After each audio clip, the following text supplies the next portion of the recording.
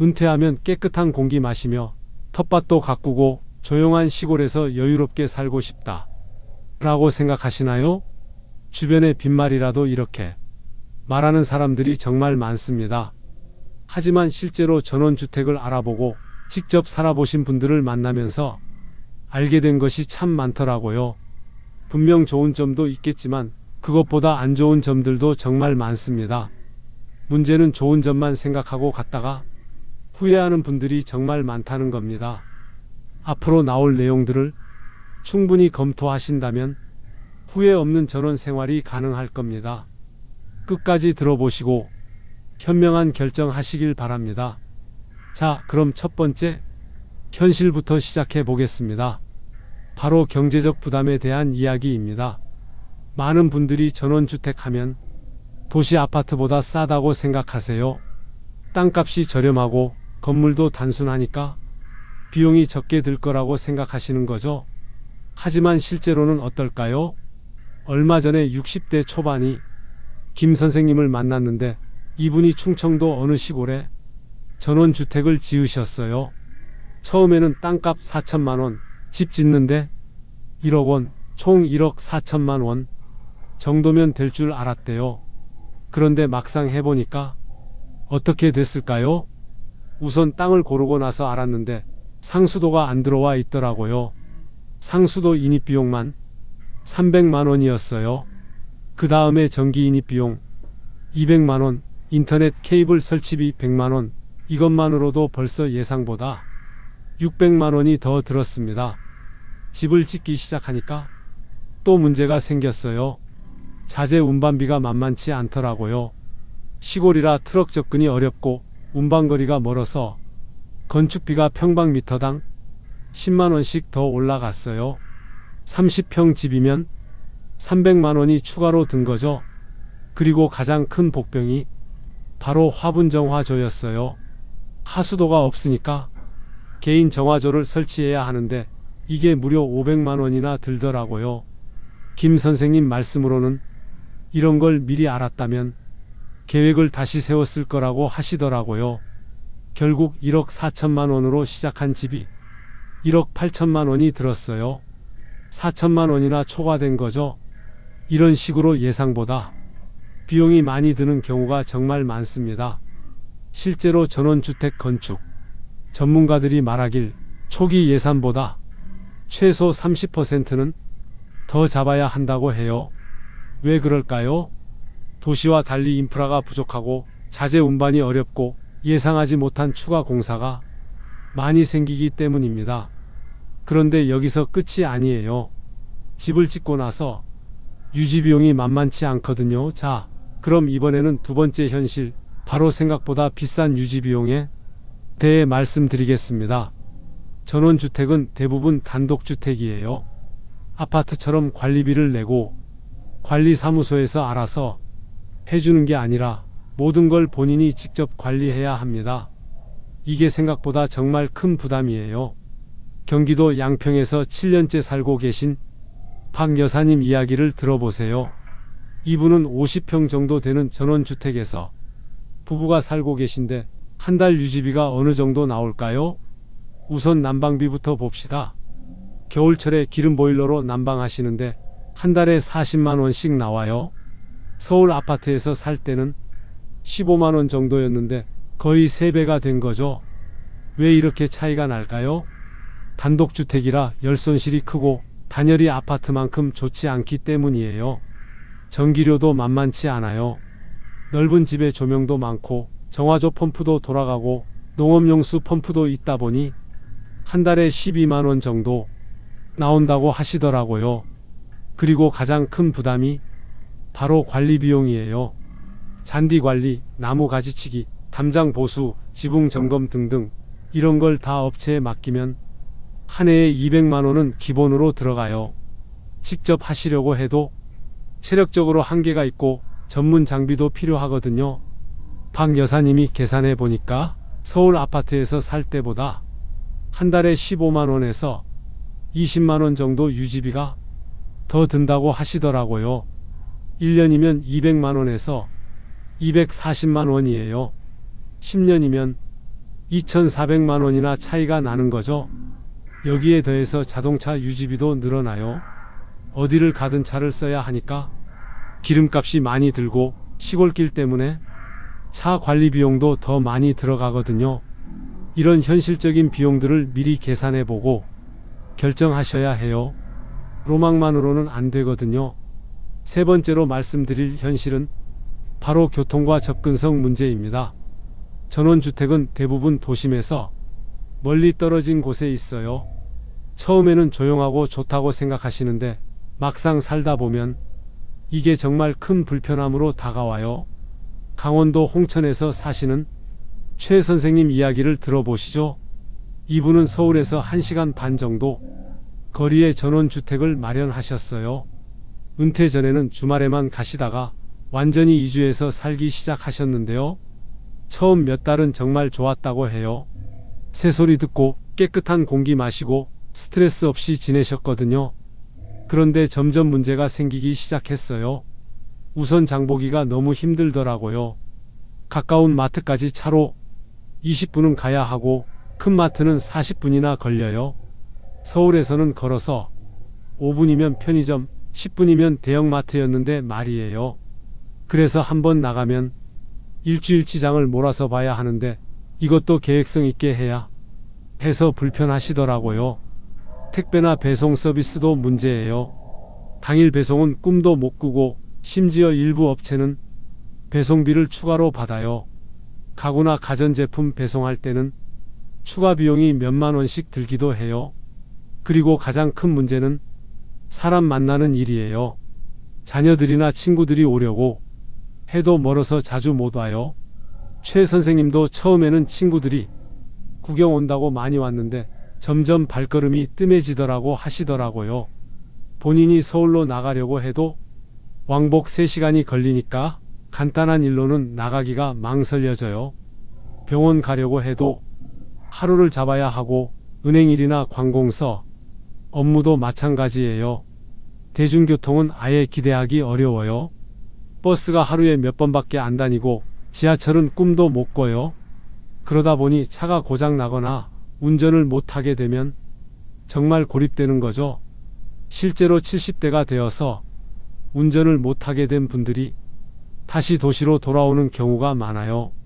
이런 점들을 미리 생각해 보셔야 해요. 자, 네 번째 현실은 의료 접근성 문제입니다. 이게 정말 중요한 문제거든요. 나이가 들수록 병원 갈 일이 많아지잖아요. 그런데 전원주택에서는 이게 정말 큰 문제가 될 수 있어요. 전라북도 무주에서 사시는 67세 이 어르신 이야기를 들어보시겠어요? 이분은 당뇨가 있으셔서 정기적으로 병원에 다니셔야 해요. 서울에서 살 때는 집 근처 내과에서 쉽게 관리받으셨는데 무주로 이사하고 나서는 상황이 완전히 달라졌어요. 가장 가까운 종합병원까지 차로 30분이 걸려요. 그나마 여기도 큰 병원이 아니라서 정밀검사나 전문 진료가 필요하면 전주까지 가야 해요. 왕복 2시간이에요. 더 큰 문제는 응급 상황이에요. 어느 날 밤에 갑자기 가슴이 아프셔서 응급실에 가려고 했는데 구급차가 오는 데만 40분이 걸렸어요. 도시였다면 10분이면 올 거리인데 말이에요. 그리고 야간이나 휴일, 응급의료 서비스는 아예 기대하기 어려워요. 당직 의사가 있는 병원까지 1시간 이상 걸리는 경우가 대부분이거든요. 치과나 안과 같은 전문 의료기관은 더 멀어요. 이 어르신은 백내장 수술을 받으려고 서울까지 와야 했어요. 수술 후 경과 관찰 때문에 몇 번 더 와야 했는데 그때마다 하루를 다 써야 했다고 하시더라고요. 간병이나 방문, 간호 서비스도 마찬가지예요. 도시보다 비용이 더 많이 들고 서비스를 받기도 어려워요. 실제로 통계를 보면 농촌 지역 거주 노인분들의 의료 접근성이 도시보다 현저히 떨어진다고 나와 있어요. 이런 부분들을 미리 고려해서 본인의 건강 상태와 필요한 의료 서비스를 생각해보고 결정하셔야 해요. 다섯 번째 현실은 사회적 고립과 인간관계 문제입니다. 전원 생활의 가장 큰 장점 중 하나가 조용하고 평화로운 환경이에요. 하지만 이게 때로는 단점이 될 수도 있어요. 특히 사회적 활동을 좋아하시는 분들에게는 더욱 그래요. 경상북도 안동에서 사시는 62 세정 여사님 이야기를 들어보세요. 이분은 서울에서 활발한 사회생활을 하시던 분이에요. 각종 동호회 활동도 하시고 친구들과 자주 만나시고 문화생활도 즐기셨거든요. 안동으로 이사하신 이유는 남편분의 고향이기도 하고 조용한 곳에서 여유롭게 살고 싶으셨기 때문이에요. 처음에는 정말 좋았다고 해요.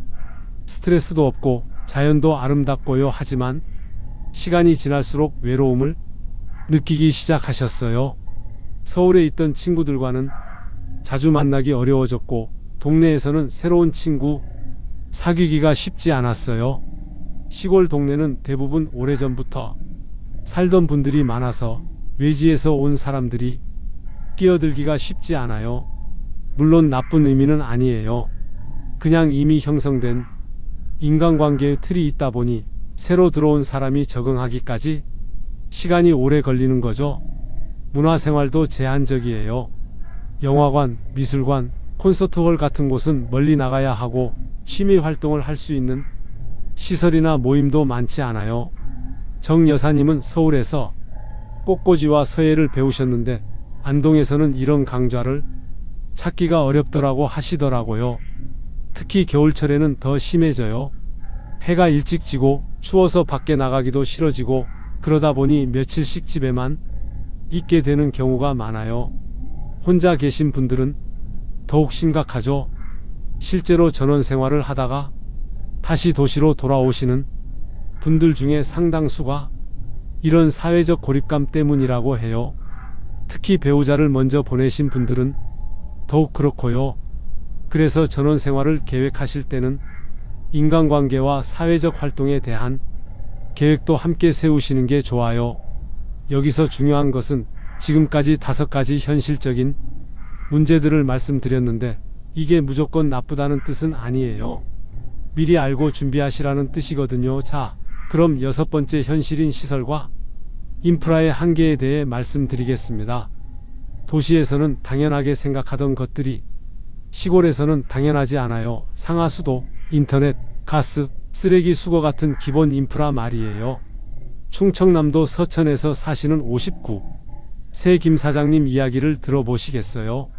이분은 IT 사업을 하시던 분이라 인터넷이 정말 중요하거든요. 전원주택으로 이사하면서도 재택근무를 계속 하실 계획이었어요. 그런데 막상 이사해 보니까 인터넷 속도가 너무 느린 거예요. 광 케이블이 아직 안 들어와 있어서 ADSL밖에 안 되는데 속도가 도시의 10분의 1 수준이었어요. 화상회의는 꿈도 못 꾸고 큰 파일 주고받는 것도 힘들었어요. 통신사에 문의해 보니까 광 케이블 설치하려면 개별 비용을 내야 한다고 하더라고요. 거의 1,000만 원 가까이 든다고 하니까 엄두가 안 나시더라고요. 상하수도 문제도 있어요. 상수도가 들어와 있지 않은 곳은 지하수를 써야 하는데 수질 검사를 정기적으로 해야 하고 정수시설도 별도로 설치해야 해요. 하수도가 없으면 정화조를 설치해야 하는데 이것도 정기적으로 청소해줘야 하고 냄새나 고장 문제도 생겨요. 가스도 문제예요. 도시가스가 들어오지 않는 곳이 대부분이라서 프로판가스를 써야 하는데 비용도 비싸고 배송도 불편해요. 겨울에 가스가 떨어지면 정말 곤란하거든요. 쓰레기 수거도 마찬가지예요. 도시처럼 매일 수거해 가는 게 아니라 일주일에 한두 번 정해진 장소에 가져다 놓아야 해요. 분리수거도 더 까다롭고 대형 폐기물 처리는 개별적으로 신청해야 해요. 특히 겨울철 제설이나 정전 문제도 있어요. 눈이 많이 오면 며칠씩 고립될 수 있고 정전이 되면 복구 시간도 도시보다 오래 걸려요. 이런 인프라 문제들은 생활의 불편함으로 직결되니까 미리 꼼꼼히 체크해 보셔야 해요. 7번째 현실은 관리의 어려움입니다. 전원주택은 대부분 넓은 땅에 지어져요. 정원도 크고 건물도 단독주택이라 관리할 게 정말 많아요. 젊을 때는 괜찮을 것 같지만 나이가 들수록 부담이 되죠. 제주도에서 사시는 64. 세박 선생님 이야기를 들어보시겠어요? 이분은 500평 땅에 40평 집을 지으셨어요. 앞마당에는 잔디밭, 뒷마당에는 텃밭을 만들어서 처음에는 정말 만족하셨어요. 하지만 관리가 만만치 않더라고요. 우선 잔디 관리부터 힘들어요. 여름에는 일주일에 한 번씩 깎아줘야 하고 물주기, 비료주기, 잡초 제거까지 해야 해요. 잔디 깎기 기계도 사야 하고 기름값도 들고 정말 일이 많아요. 나무들도 문제예요. 처음에는 작고 예뻤는데 시간이 지나면서 점점 커져요. 가지치기를 안 하면 집까지 덮을 정도로 자라고 낙엽도 엄청나게 떨어져요. 전문 업체에 맡기면 한 번에 몇십만 원씩 들어요. 텃밭도 생각보다 힘들어요. 처음에는 재미있게 했는데 벌레도 생기고 잡초도 무성하게 자라고 물주기도 매일 해야 하고요. 나이가 들수록 허리도 아프고 체력적으로 부담이 되더라고요. 건물 관리도 만만치 않아요. 지붕 점검, 외벽 도장, 창문 실링, 보일러 점검 등등 아파트에서는 관리사무소에서 해주던 일들을 다 본인이 해야 해요. 특히 겨울 준비가 복잡해요. 동파 방지를 위해 수도관 보온, 보일러 점검, 창문 실링 점검 등등 해야 할 일이 정말 많아요. 한 가지라도 놓치면 큰 사고로 이어질 수 있거든요. 박 선생님 말씀으로는 처음에는 이런 일들이 재미있고 보람있다고 생각하셨는데 나이가 들수록 부담이 되기 시작하더라고요. 특히 몸이 아프거나 컨디션이 안 좋을 때는 정말 힘들다고 하시더라고요. 실제로 이런 관리 부담 때문에 전원 생활을 포기하시는 분들도 많아요. 이런 점들을 미리 생각해 보시고 본인의 체력과 시간, 경제력을 고려해서 결정하셔야 해요. 절반 지났는데 이제 핵심 중의 핵심입니다. 8번째 현실, 바로 재판매의 어려움에 대해 말씀드리겠습니다. 전원주택을 구매할 때는 평생 살 생각으로 하시겠지만 인생사 모르는 일이잖아요. 건강 문제나 가족 상황 변화 때문에 팔아야 할 상황이 올 수도 있어요. 그런데 이때가 정말 문제가 되는 거예요. 강원도 춘천에서 사시던 70일 새 최 어르신 이야기를 들어보시겠어요? 이분은 10년 전에 3억 원의 전원주택을 사셔서 행복하게 지내셨어요. 그런데 작년에 건강이 안 좋아져서 자녀들 근처로 이사해야 하는 상황이 되었어요. 집을 내놓고 팔려고 하는데 이게 생각보다 쉽지 않더라고요. 우선 매물을 보러 오는 사람이 별로 없어요. 도시 아파트처럼 유동인구가 많지 않으니까 관심 있는 구매자를 찾기가 어려운 거죠. 부동산 중개업소도 적극적이지 않아요.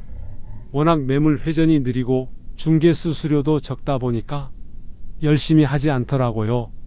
인터넷에 매물 올리는 것도 도시만큼 활발하지 않고요. 더 큰 문제는 가격이에요. 10년 전에 3억 원에 산 집인데 지금 매물가를 2억 5천만 원으로 잡았어요. 그런데도 관심 보이는 사람이 없어요. 결국 2억 원까지 내렸는데도 팔리지 않아서 지금도 매물로 나와 있어요. 왜 이럴까요? 전원주택은 아파트와 달리 표준화되어 있지 않아요.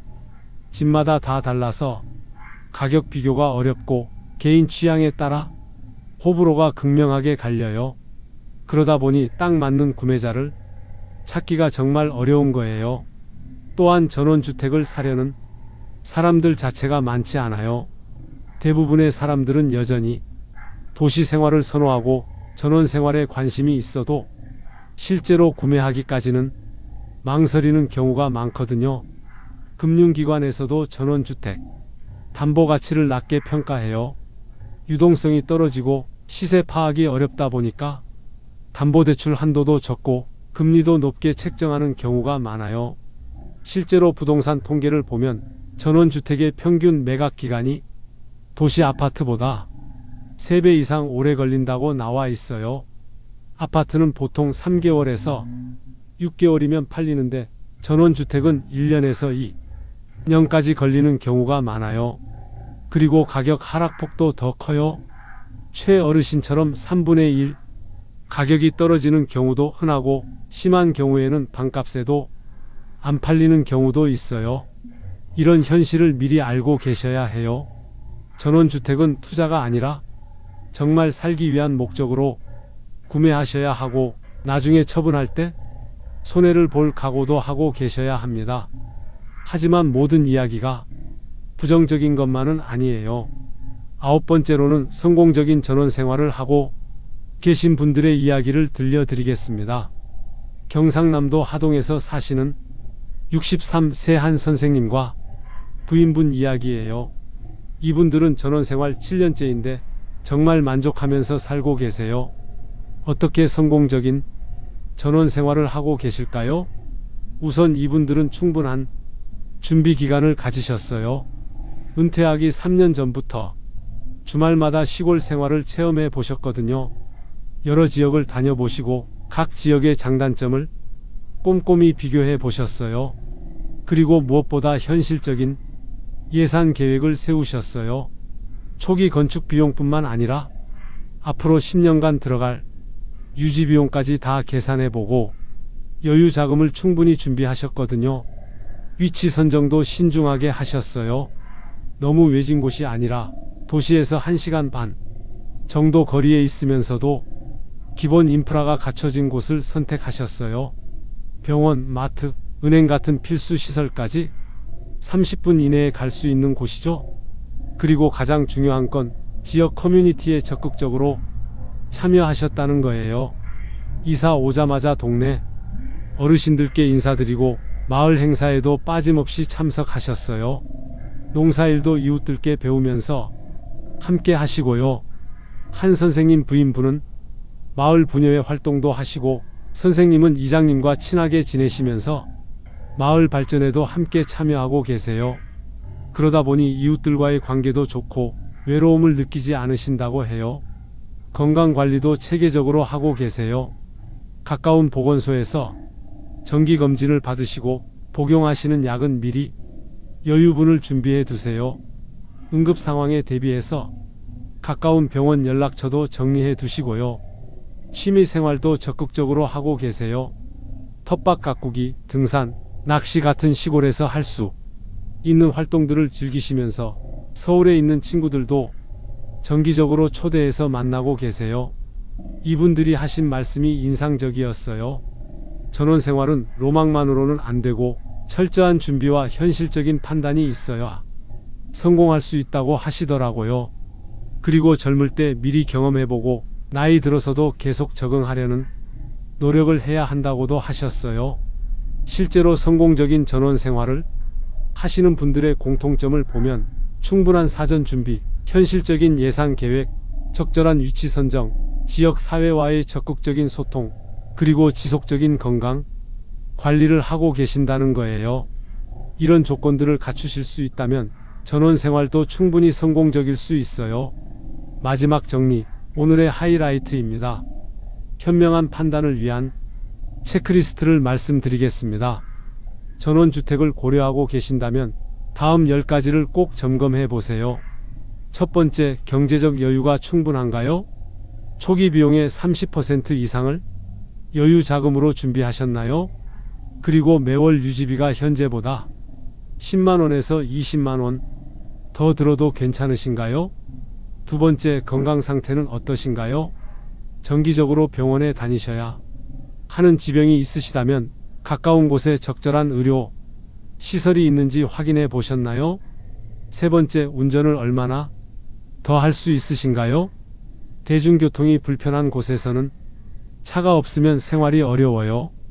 앞으로 10년, 20년 더 운전할 수 있는지 생각해 보세요.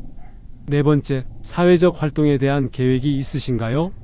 친구들과 어떻게 만날 건지, 새로운 취미나 활동은 무엇을 할 건지 구체적으로 계획해 보세요. 다섯 번째, 가족들의 동의를 얻으셨나요? 특히 자녀들이 찾아오기 편한 곳인지, 응급 상황 시 도움을 받을 수 있는지 확인해 보세요. 여섯 번째, 인프라는 충분한가요? 인터넷, 상하수도, 전기, 가스 등 기본 시설들이 제대로 갖춰져 있는지 꼼꼼히 확인해 보세요. 일곱 번째, 관리할 능력과 의지가 있으신가요? 넓은 땅과 건물을 계속 관리할 체력과 시간, 그리고 경제력이 있는지 솔직하게 평가해 보세요. 8번째, 지역 사회에 적응할 준비가 되셨나요? 기존 주민들과 어울릴 마음가짐이 있고 그들의 문화를 이해하고 받아들일 수 있나요? 9번째, 나중에 처분할 때를 생각해 보셨나요? 팔기 어렵고 손해를 볼 수도 있다는 걸 각오하고 계신가요? 마지막 10번째, 충분한 체험을 해보셨나요? 최소 1년 정도는 주말마다 가보시거나 몇 달간 살아보시면서 실제로 어떤지 경험해 보세요. 이 10가지 중에서 하나라도 확신이 서지 않는다면 좀 더 신중하게 생각해 보시는 게 좋겠어요. 그리고 한 가지 더 말씀드리고 싶은 건 전원주택이 무조건 나쁘다는 게 아니라는 거예요. 충분히 준비하고 현실적으로 접근하면 정말 만족스러운 노후 생활을 하실 수 있어요. 다만 로망만으로 성급하게 결정하시면 후회할 가능성이 크다는 거죠. 특히 경제적 손실이 클 수 있고 되돌리기도 어렵기 때문에 더욱 신중하셔야 해요. 실제로 성공적인 전원 생활을 하고 계신 분들은 모두 충분한 준비 과정을 거치셨어요. 그리고 지금도 계속 적응하고 노력하고 계시고요. 만약 정말 전원 생활을 원하신다면 우선 임대부터 시작해 보시는 것도 좋은 방법이에요. 1년 정도 살아보시고 나서 구매를 결정하시면 훨씬 현명한 선택을 하실 수 있을 거예요. 또는 도시에서 너무 멀지 않은 교외 지역이나 전원주택, 단지 같은 곳을 고려해 보시는 것도 좋겠어요. 전원 생활의 장점은 누리면서도 도시의 편리함도 어느 정도 유지할 수 있거든요. 오늘 1시간 동안 전원주택 구매 전에 반드시 알아야 할 현실들에 대해 말씀드렸습니다. 경제적 부담, 교통과 접근성, 의료 접근성, 사회적 고립, 인프라 한계, 관리의 어려움, 재판매의 어려움, 그리고 성공 사례와 현명한 판단 체크리스트까지요. 특히 기억해 주셨으면 하는 것은 전원 생활은 충분한 준비와 현실적인 판단 없이는 성공하기 어렵다는 점입니다.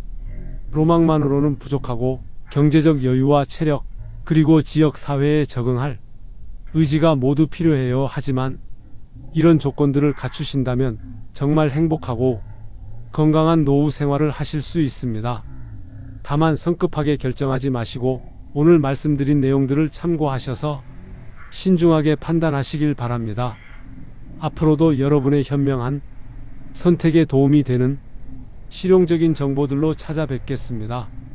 구독과 좋아요로 응원해 주시고 궁금한 점이나 경험담이 있으시면 댓글로 나눠주세요. 감사합니다.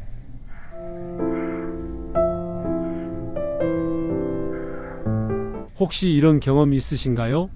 가까웠던 사람에게 깊은 상처를 받았는데 그 사람이 다시 다가와서 화해하자고 할 때 말이에요. 용서해야 할지 아니면 선을 그어야 할지 정말 고민이 되죠. 저도 살면서 이런 상황을 여러 번 겪었어요. 그때마다 정말 힘들었거든요. 용서하면 또 상처받을까봐 무섭고 그렇다고 관계를 완전히 끊기에는 아쉬운 마음도 있고요. 특히 가족이나 오랜 친구 같은 경우에는 더욱 복잡하잖아요. 오늘은 이런 어려운 상황에서 현명하게 판단할 수 있는 방법들을 정말 구체적으로 말씀드리겠습니다. 언제 용서의 기회를 주어야 하는지, 언제 건전한 거리를 두어야 하는지, 그리고 어떻게 내 마음의 평안을 지킬 수 있는지까지요.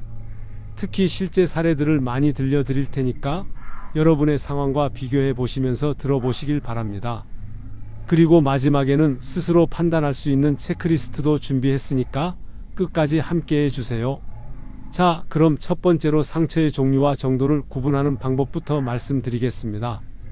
모든 상처가 같은 건 아니에요. 어떤 상처는 시간이 지나면 치유되지만 어떤 상처는 관계의 근본을 흔들어 놓거든요. 이걸 제대로 구분할 수 있어야 현명한 판단을 할 수 있어요. 얼마 전에 62세 김 여사님을 만났는데 이분이 정말 힘든 경험을 하셨어요. 30년 넘게 친하게 지낸 친구가 있었는데 그 친구가 김 여사님 뒤에서 안 좋은 이야기를 퍼뜨린 거예요. 그것도 거짓말을 섞어서요. 김 여사님은 다른 사람을 통해서 이 사실을 알게 되었는데 정말 충격이 크셨다고 해요. 30년간 믿고 지낸 사람이 자신을 배신했다는 생각에 잠도 못 주무시고 우울증까지 오셨더라고요. 그런데 몇 달 후에 그 친구가 사과하러 왔어요. 자신이 잘못했다고 용서해달라고 하면서 예전처럼 지내자고 하더라고요.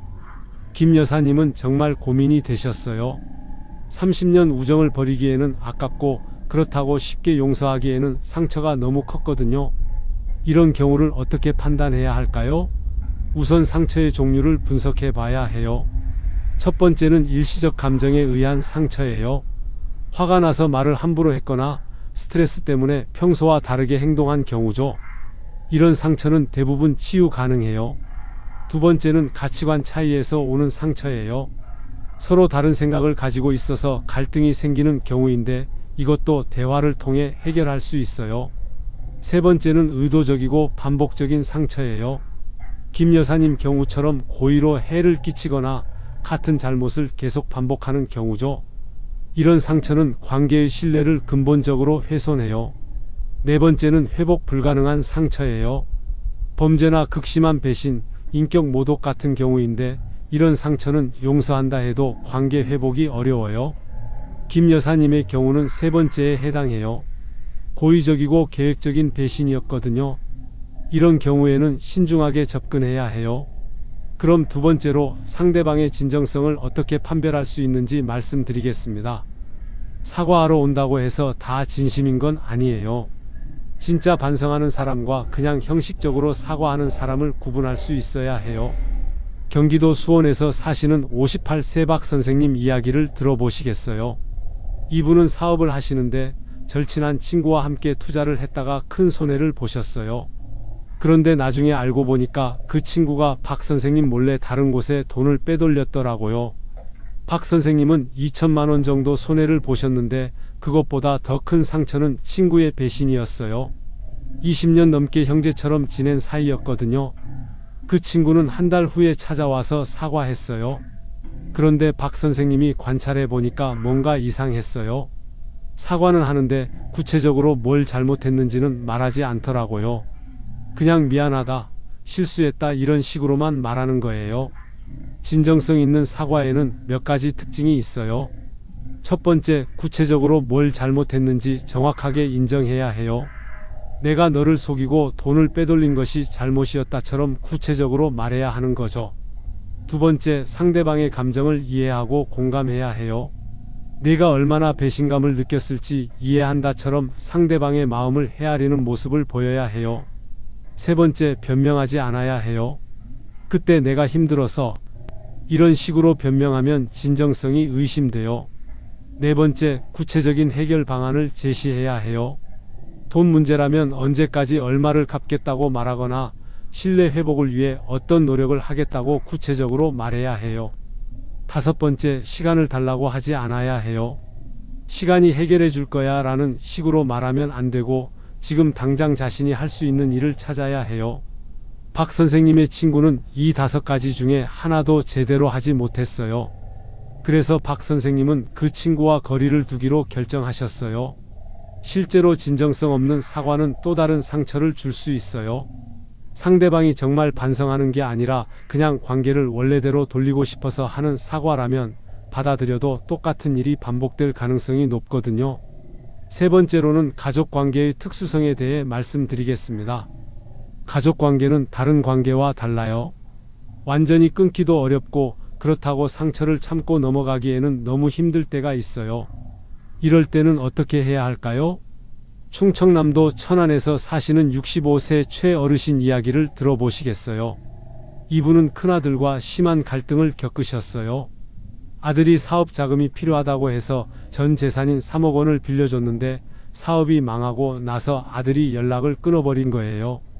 최어르신은 노후 자금이 없어서 정말 힘들어 하셨어요. 그런데 더 큰 상처는 아들이 부모를 외면했다는 거였어요. 몇 번 연락해봐도 피하기만 하고 심지어 전화번호까지 바꿔버렸거든요. 이런 상황이 1년 정도 계속되다가 아들이 갑자기 나타났어요. 어머니가 많이 아파서 병원에 입원했다는 소식을 듣고 온 거였어요.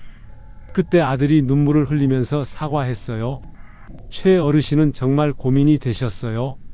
아들이긴 하지만 너무 큰 상처를 받았거든요. 그렇다고 자식과 연을 끊을 수도 없고요. 가족 관계에서는 완전한 단절보다는 건전한 경계선을 긋는 게 중요해요. 첫 번째, 감정적 경계선을 설정하세요. 가족이라고 해서 모든 감정을 다 받아줄 필요는 없어요. 상처 주는 말이나 행동에 대해서는 분명하게 이런 식으로 말하면 안 된다고 표현하세요. 두 번째, 물질적 경계선을 설정하세요. 최 어르신처럼 돈 문제로 상처받았다면 앞으로는 경제적 지원을 하지 않겠다고 분명히 하세요. 세 번째, 시간적 경계선을 설정하세요. 만나는 횟수나 연락하는 빈도를 조절하세요. 매일 만나던 것을 일주일에 한 번 또는 한 달에 한 번으로 줄이는 거죠. 네 번째, 상황적 경계선을 설정하세요. 어떤 상황에서는 만나고 어떤 상황에서는 만나지 않겠다고 미리 정해두세요. 최 어르신은 아들과 만나기로 했지만 몇 가지 조건을 내세웠어요. 우선 돈 이야기는 앞으로 하지 않기로 했고 만나는 것도 한 달에 한 번 정도로 제한했어요. 그리고 아들이 다시 무책임한 행동을 하면 그때는 정말 연락을 끊겠다고 분명히 했어요. 이렇게 경계선을 설정하니까 오히려 관계가 나아졌다고 하시더라고요. 서로 조심하게 되고 만날 때도 더 소중하게 생각하게 되었다고 해요. 가족이라고 해서 무조건 참아야 하는 건 아니에요. 오히려 가족이기 때문에 더 건전한 관계를 유지해야 하는 거죠. 자, 네 번째로는 친구 관계에서의 현명한 판단법에 대해 말씀드리겠습니다. 친구 관계는 가족과 달리 선택할 수 있는 관계예요. 그렇기 때문에 더 신중하게 판단해야 하죠. 상처를 준 친구와 계속 관계를 유지할 것인지 아니면 정리할 것인지 말이에요. 부산에서 사시는 59세 정 여사님 이야기를 들어보시겠어요? 이분은 대학 동창 모임에서 만난 친구들과 20년 넘게 친하게 지내셨어요. 한 달에 한 번씩 만나서 수다도 떨고 여행도 함께 다니고 정말 소중한 친구들이었거든요. 그런데 어느 날 그 모임에서 정 여사님이 없는 자리에서 안 좋은 이야기가 나왔어요. 정 여사님 남편이 사업에 실패해서 경제적으로 어려워졌는데 친구들이 요즘 정 씨 때문에 만날 때마다 기분이 안 좋다. 맨날 돈 이야기만 한다는 식으로 이야기한 거예요. 이 말이 다른 친구를 통해서 정 여사님 귀에 들어갔어요. 정 여사님은 정말 충격이었어요. 자신은 친구들에게 경제적으로 어려운 상황을 털어놓으며 위로받고 싶었던 건데 친구들은 그런 자신을 부담스러워했던 거죠. 정 여사님은 모임에 나가지 않기 시작했어요. 친구들이 연락해도 받지 않았고요. 그러다가 한 친구가 찾아와서 사과했어요. 자신들이 잘못 생각했다고 다시 예전처럼 지내자고 하더라고요. 이런 상황에서는 어떻게 판단해야 할까요? 우선 친구 관계의 본질을 생각해 봐야 해요. 진짜 친구라면 어려울 때 더 가까이 있어줘야 하는 거 아닌가요? 뒤에서 험담하는 것은 친구가 할 일이 아니에요. 하지만 사람은 완벽하지 않으니까 실수할 수도 있어요. 중요한 건 그 실수를 어떻게 받아들이고 해결하느냐는 거죠. 친구 관계에서 용서할지 말지 판단하는 기준을 말씀드릴게요. 첫 번째, 그 친구와의 관계가 나에게 긍정적인 영향을 주는지 생각해 보세요. 만나고 나면 기분이 좋아지고 에너지가 생기는 친구라면 용서를 고려해 볼 만해요. 두 번째, 그 친구가 나의 어려운 시기에 어떻게 행동했는지 되돌아보세요. 정 여사님처럼 어려울 때 외면하는 친구라면 진짜 친구가 아닐 수도 있어요. 세 번째, 그 친구와의 관계에서 주고받는 것이 균형적인지 살펴보세요. 항상 내가 더 많이 주고 상대방은 받기만 하는 관계라면 건전하지 않아요. 네 번째, 그 친구가 나를 진정으로 존중하는지 확인해 보세요. 뒤에서 험담하는 것은 존중하지 않는다는 증거예요. 다섯 번째, 앞으로도 이런 일이 반복될 가능성이 있는지 생각해 보세요. 한번 배신한 사람이 또 배신할 가능성이 높다면 신중해야 해요.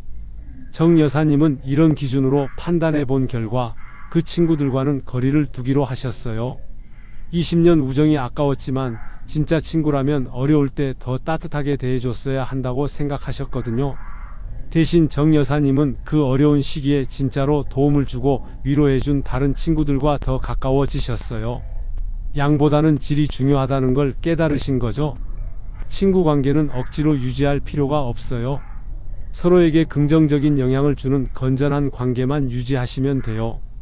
여기서 중요한 것은 지금까지 4가지 상황을 말씀드렸는데 모든 경우에 정답이 있는 건 아니라는 거예요.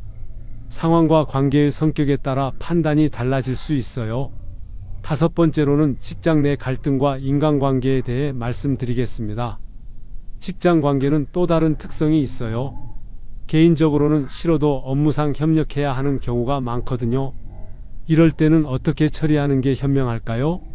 서울에서 사시는 53세 한 과장님 이야기를 들어보시겠어요? 이분은 같은 부서 김대리와 심한 갈등을 겪었어요. 프로젝트를 진행하면서 김대리가 한 과장님의 아이디어를 자기 것인 양 상사에게 보고한 거예요. 한 과장님은 정말 억울했어요. 몇 달간 밤낮으로 고민해서 만든 기획안이었거든요. 김대리에게 따지니까 증거가 있냐는 식으로 발뺌하더라고요. 이런 일이 몇 번 반복되자 한 과장님은 김대리와 아예 말을 하지 않게 되었어요. 업무상 필요한 말만 최소한으로 하고 개인적인 대화는 전혀 하지 않았어요. 그런데 몇 달 후에 김대리가 찾아와서 사과했어요. 자신이 욕심이 과해서 잘못했다고 앞으로는 그런 일이 없을 거라고 하더라고요. 직장에서는 개인 감정과 업무를 분리해서 생각해야 해요. 첫 번째, 업무 효율성을 우선 고려하세요. 개인적인 감정 때문에 일이 제대로 안 되면 결국 본인에게도 손해예요. 두 번째, 최소한의 예의는 지키세요. 아무리 싫어도 직장 동료로서의 기본 예의는 유지해야 해요. 세 번째, 증거를 남기세요. 직장에서는 감정보다 사실이 중요해요. 중요한 업무는 이메일로 주고받거나 회의록을 작성해서 증거를 남겨두세요. 네 번째, 상사나 인사팀에 도움을 요청하세요. 혼자 해결하려고 하지 말고 필요하면 회사 시스템을 활용하세요. 다섯 번째, 장기적인 관점에서 생각하세요. 직장 생활은 마라톤이에요. 당장의 감정에 휘둘리지 말고 앞으로의 커리어를 생각해서 행동하세요. 한 과장님은 김 대리의 사과를 받아들이기로 했어요. 하지만 조건이 있었어요. 앞으로는 모든 업무를 문서로 주고받기로 하고 아이디어나 기획안은 반드시 이메일로 공유한 후에 진행하기로 한 거예요. 이렇게 하니까 업무는 원활하게 진행되면서도 한 과장님은 자신을 보호할 수 있었어요. 개인적으로는 여전히 김 대리를 신뢰하지 않지만 업무상으로는 문제없이 협력하고 있다고 하시더라고요. 직장에서는 완전한 용서보다는 현실적인 협력 관계를 만드는 게 더 중요할 수 있어요. 6번째로는 반복되는 독성 패턴을 가진 사람들에 대해 말씀드리겠습니다. 어떤 사람들은 계속해서 같은 잘못을 반복해요. 사과는 하지만 행동은 바뀌지 않는 사람들 말이에요. 이런 사람들과는 어떻게 관계를 설정해야 할까요? 인천에서 사시는 60세 이 선생님 이야기를 들어보시겠어요? 이분에게는 고등학교 때부터 친했던 친구가 있었어요. 40년 넘게 친하게 지낸 사이였는데 그 친구에게는 문제가 있었어요. 약속을 잘 어기는 거예요. 만나기로 해놓고 갑자기 취소하거나 돈을 빌려가고 갚지 않거나 중요한 순간에 도움을 요청하면 핑계를 대고 피하는 거예요. 그때마다 그 친구는 정말 진심으로 사과했어요. 다음엔 꼭 지키겠다. 정말 미안하다고 말하면서 눈물까지 흘렸어요. 이 선생님도 오랜 우정을 생각해서 계속 용서해 주셨거든요. 하지만 똑같은 일이 계속 반복되었어요. 사과하고 또 똑같은 실수하고 사과하고 또 실수하고 이런 패턴이 10년 넘게 계속되었어요. 결국 이 선생님은 깨달으신 거예요. 그 친구는 정말 바뀔 의지가 없다는 걸 말이에요. 사과는 습관적으로 하지만 실제로는 자신의 행동을 바꿀 생각이 없는 거였어요. 독성 패턴을 가진 사람들의 특징을 말씀드리고, 첫 번째, 사과는 잘하지만 행동은 바뀌지 않아요. 말로는 반성한다고 하지만 실제로는 똑같은 실수를 계속 반복해요. 두 번째, 자신의 문제를 외부 탓으로 돌려요. 그때 상황이 어려워서 다른 사람 때문에 같은 식으로 변명을 해요. 세 번째, 상대방의 감정을 조작하려고 해요. 우리 사이가 이런 것 때문에 틀어져도 되나라며 죄책감을 유발하려고 해요. 네 번째, 진짜 책임을 지려고 하지 않아요. 구체적인 해결책을 제시하거나 실질적인 노력을 하지 않아요. 다섯 번째, 상대방이 화를 내면 오히려 자신이 피해자인 것처럼 행동해요. 이런 패턴을 가진 사람들과는 관계를 정리하는 게 본인을 위해서도 좋아요. 계속 상처만 받을 뿐이거든요. 이 선생님은 결국 그 친구와 연락을 끊으셨어요. 40년 우정이 아까웠지만 더 이상 상처받고 싶지 않으셨거든요. 처음에는 죄책감도 들고 아쉬웠지만 시간이 지나니까 오히려 마음이 편해지셨다고 해요. 변하지 않는 사람을 바꾸려고 노력하는 것보다는 내 자신을 보호하는 게 더 중요해요. 7번째로는 건전한 경계선을 설정하는 구체적인 방법에 대해 말씀드리겠습니다. 경계선이라고 하면 뭔가 냉정하고 차가운 느낌이 들 수도 있어요. 하지만 건전한 경계선은 오히려 관계를 더 좋게 만들어줄 수 있어요. 대전에서 사시는 57세 박 여사님 이야기를 들어보시겠어요? 이분에게는 시어머니와의 갈등이 있었어요. 시어머니가 자주 집에 와서 이것저것 간섭하시고 특히 육아나 살림에 대해 지적을 많이 하셨거든요. 박 여사님은 처음에는 참고 지냈어요. 시어머니니까 존경해야 한다고 생각하셨거든요. 하지만 점점 스트레스가 쌓이면서 남편과도 자주 다투게 되고 심지어 우울증 증세까지 나타났어요.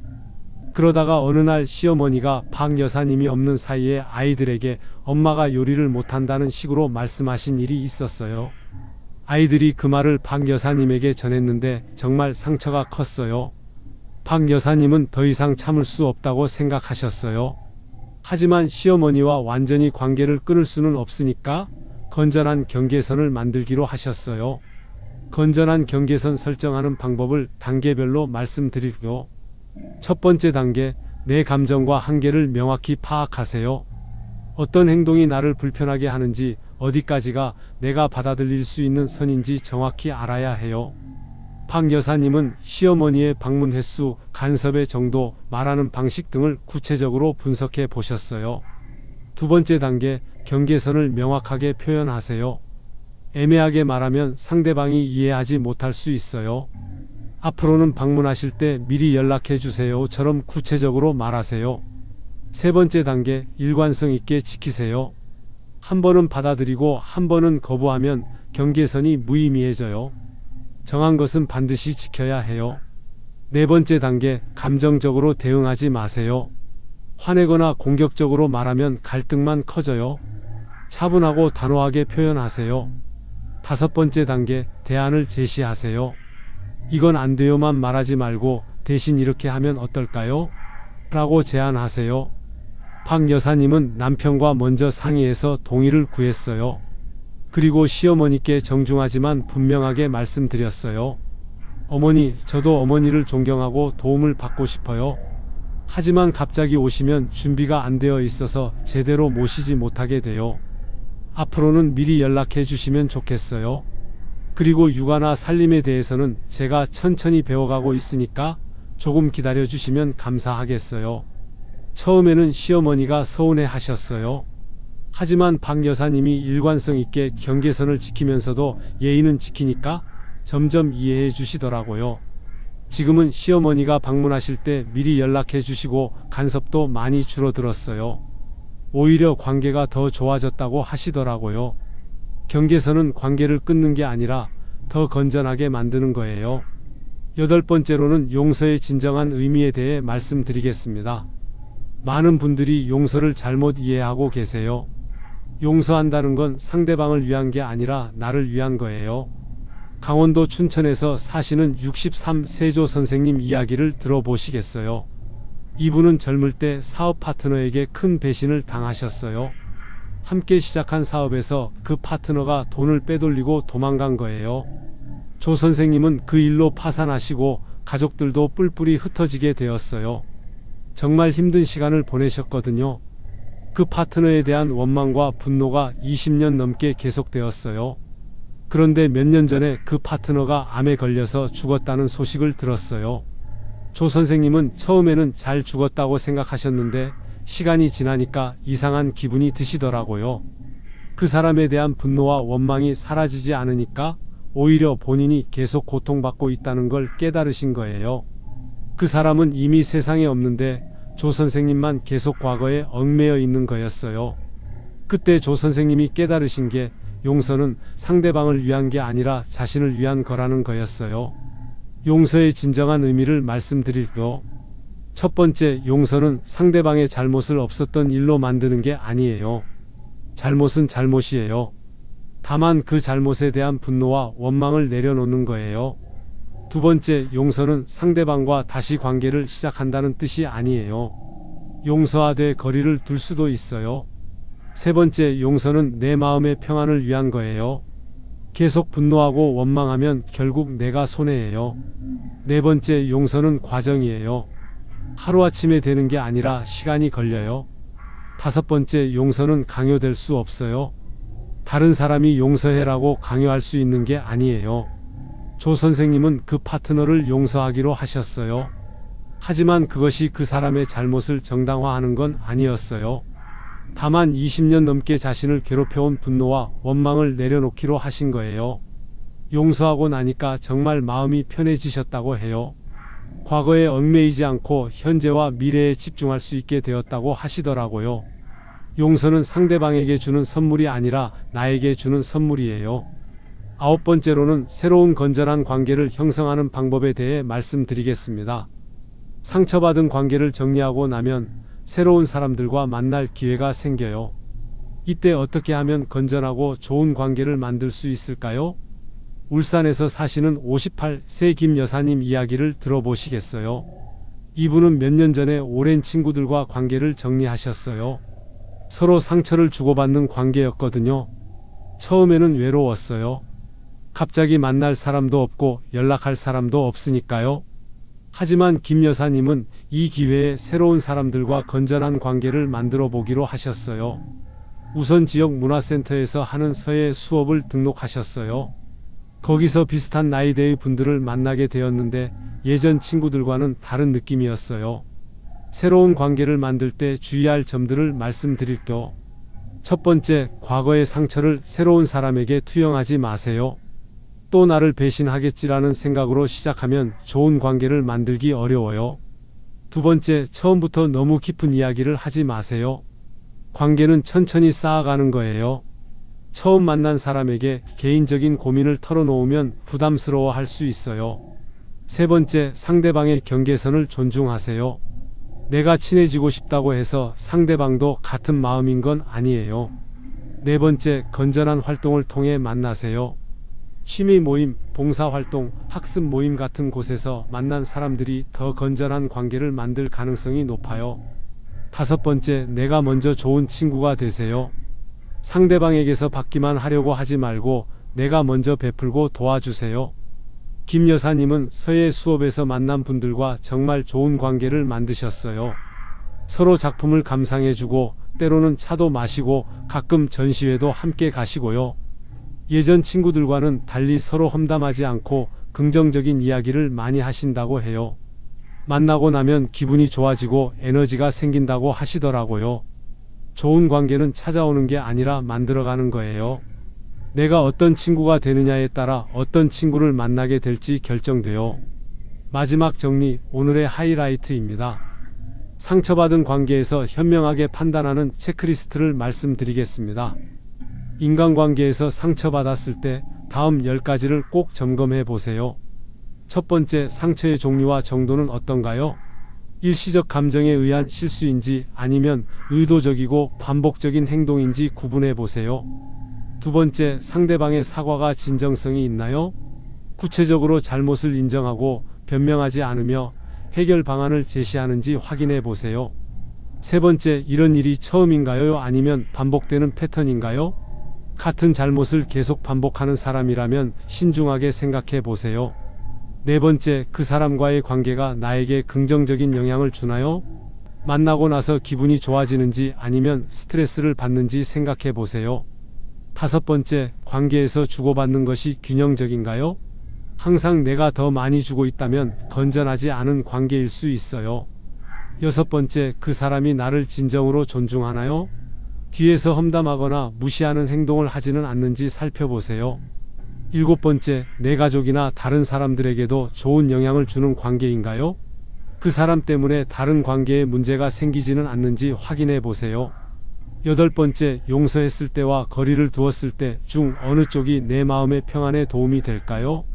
나를 위해 더 좋은 선택이 무엇인지 생각해 보세요. 9번째, 시간이 지나도 마음의 상처가 치유될 것 같나요? 어떤 상처는 시간이 지나도 잊혀지지 않아요. 마지막 10번째, 내가 이 관계에서 무엇을 배울 수 있나요? 어떤 경험이든 배움이 있어요.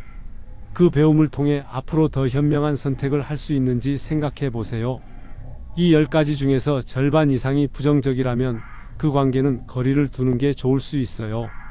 반대로 대부분이 긍정적이라면 용서를 고려해 볼 만해요. 하지만 가장 중요한 건 내 마음의 평안이에요. 다른 사람이 뭐라고 하든 내가 편안하고 행복할 수 있는 선택을 하시면 돼요. 그리고 한 가지 더 말씀드리고 싶은 건 용서와 거리두기 모두 용기가 필요한 일이라는 거예요. 용서하는 것도 용기고 관계를 정리하는 것도 용기예요. 어떤 선택을 하든 자신을 믿고 그 선택에 책임지는 자세가 중요해요. 완벽한 선택은 없어요. 다만 그 순간에 최선이라고 생각하는 선택을 하고 그 결과를 받아들이면 되는 거예요. 실제로 인간관계는 평생에 걸쳐 계속 변화해요. 지금 멀어진 사람과 나중에 다시 가까워질 수도 있고, 지금 가까운 사람과 나중에 멀어질 수도 있어요. 그것도 자연스러운 일이에요. 중요한 건 그 과정에서 나를 잃지 않는 거예요. 다른 사람을 위해 내 자존감을 포기하거나 내 행복을 희생할 필요는 없어요. 오늘 1시간 동안 상처받은 관계에서 언제 용서하고 언제 거리를 둘지에 대한 현명한 판단법을 말씀드렸습니다.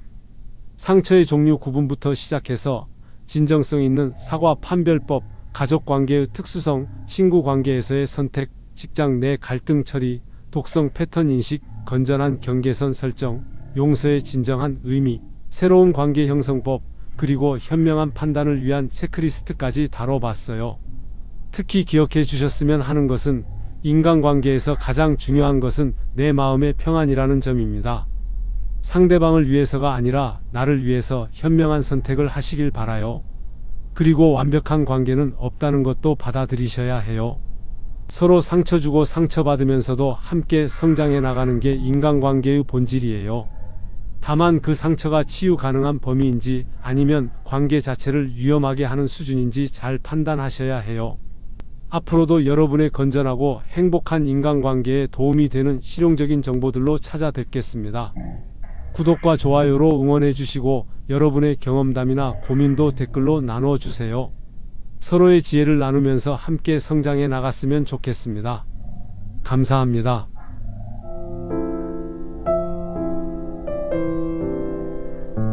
안녕하세요, 여러분. 오늘도 좋은 하루 보내고 계신가요? 얼마 전에 우리 동네 경로당에서 이런 이야기를 들었습니다. 70세 되신 박 할머님께서 이렇게 말씀하시더라고요. 요즘 새로 사귄 친구 때문에 마음이 너무 힘들어요. 처음엔 좋은 사람인 줄 알았는데 자꾸 돈 이야기만 하고 투자하자고 하고 우리 집안 사정까지 캐묻고, 이러면 안 되는 건 알겠는데 어떻게 해야 할지 모르겠어요. 여러분도 이런 경험이나 고민 있으시죠? 실제로 50대 이후 중장년층 중에 80% 이상이 새로운 인간관계에서 어려움을 겪고 계시더라고요. 특히 나이가 들수록 사람을 잘못 만나면 그 피해가 젊을 때보다 훨씬 크다는 걸 모르시는 분들이 많아요. 그런데 정말 놀라운 건 뭔지 아세요? 사람을 잘못 사귀면 단순히 마음만 힘든 게 아니라 재산 손실, 건강 악화, 가족관계 파탄까지 이어질 수 있다는 사실입니다. 실제로 이런 일들이 우리 주변에서 얼마나 많이 일어나고 있는지, 어떻게 막을 수 있는지 궁금하지 않으세요? 실제로 제가 아는 65세 김 할아버님은 잘못된 친구관계 때문에 3천만 원이라는 큰돈을 잃으셨어요. 반면에 같은 나이에 이 할머님은 현명한 판단으로 사기를 미리 막으시고 오히려 더 좋은 인간관계를 만들어가고 계세요. 이분들의 차이점은 바로 사람을 보는 눈과 경계선 세우기였습니다. 또 다른 분은 67세 나이에 새로운 모임에서 만난 사람들과 건전한 관계를 유지하시면서 노후를 더욱 풍요롭게 보내고 계시거든요. 이런 분들이 알고 있는 비밀이 따로 있더라고요. 오늘 1시간 동안은 나이 들어서 절대 사귀면 안 되는 사람들의 특징과 어떻게 하면 좋은 사람들과만 관계를 맺을 수 있는지를 제 경험과 전문가들의 조언을 바탕으로 하나하나 알려드리겠습니다. 이 영상을 끝까지 보시면 세 가지 큰 도움을 받으실 수 있어요. 첫 번째는 위험한 사람을 미리 알아보는 구체적인 방법들. 두 번째는 기존 관계에서 문제가 생겼을 때 대처하는 방법. 세 번째는 새로운 좋은 인연을 만드는 실전 노하우까지 말이에요. 여러분의 소중한 노후가 더욱 행복해질 수 있도록 함께 차근차근 알아보시죠. 먼저 가장 중요한 이야기부터 시작하겠습니다. 왜 나이가 들수록 사람 관계를 더 조심해야 하는지 말이에요. 젊을 때는 사람을 잘못 만나도 다시 시작할 기회가 많죠. 시간도 충분하고 체력도 있고 경제적으로도 회복할 여지가 있었어요. 하지만 50대, 60대, 70대가 되면 상황이 완전히 달라집니다. 실제로 이런 경우를 많이 봤어요. 58세 되신 최 아주머니 경우예요. 새로 이사간 동네에서 만난 이웃이 너무 친절하더래요.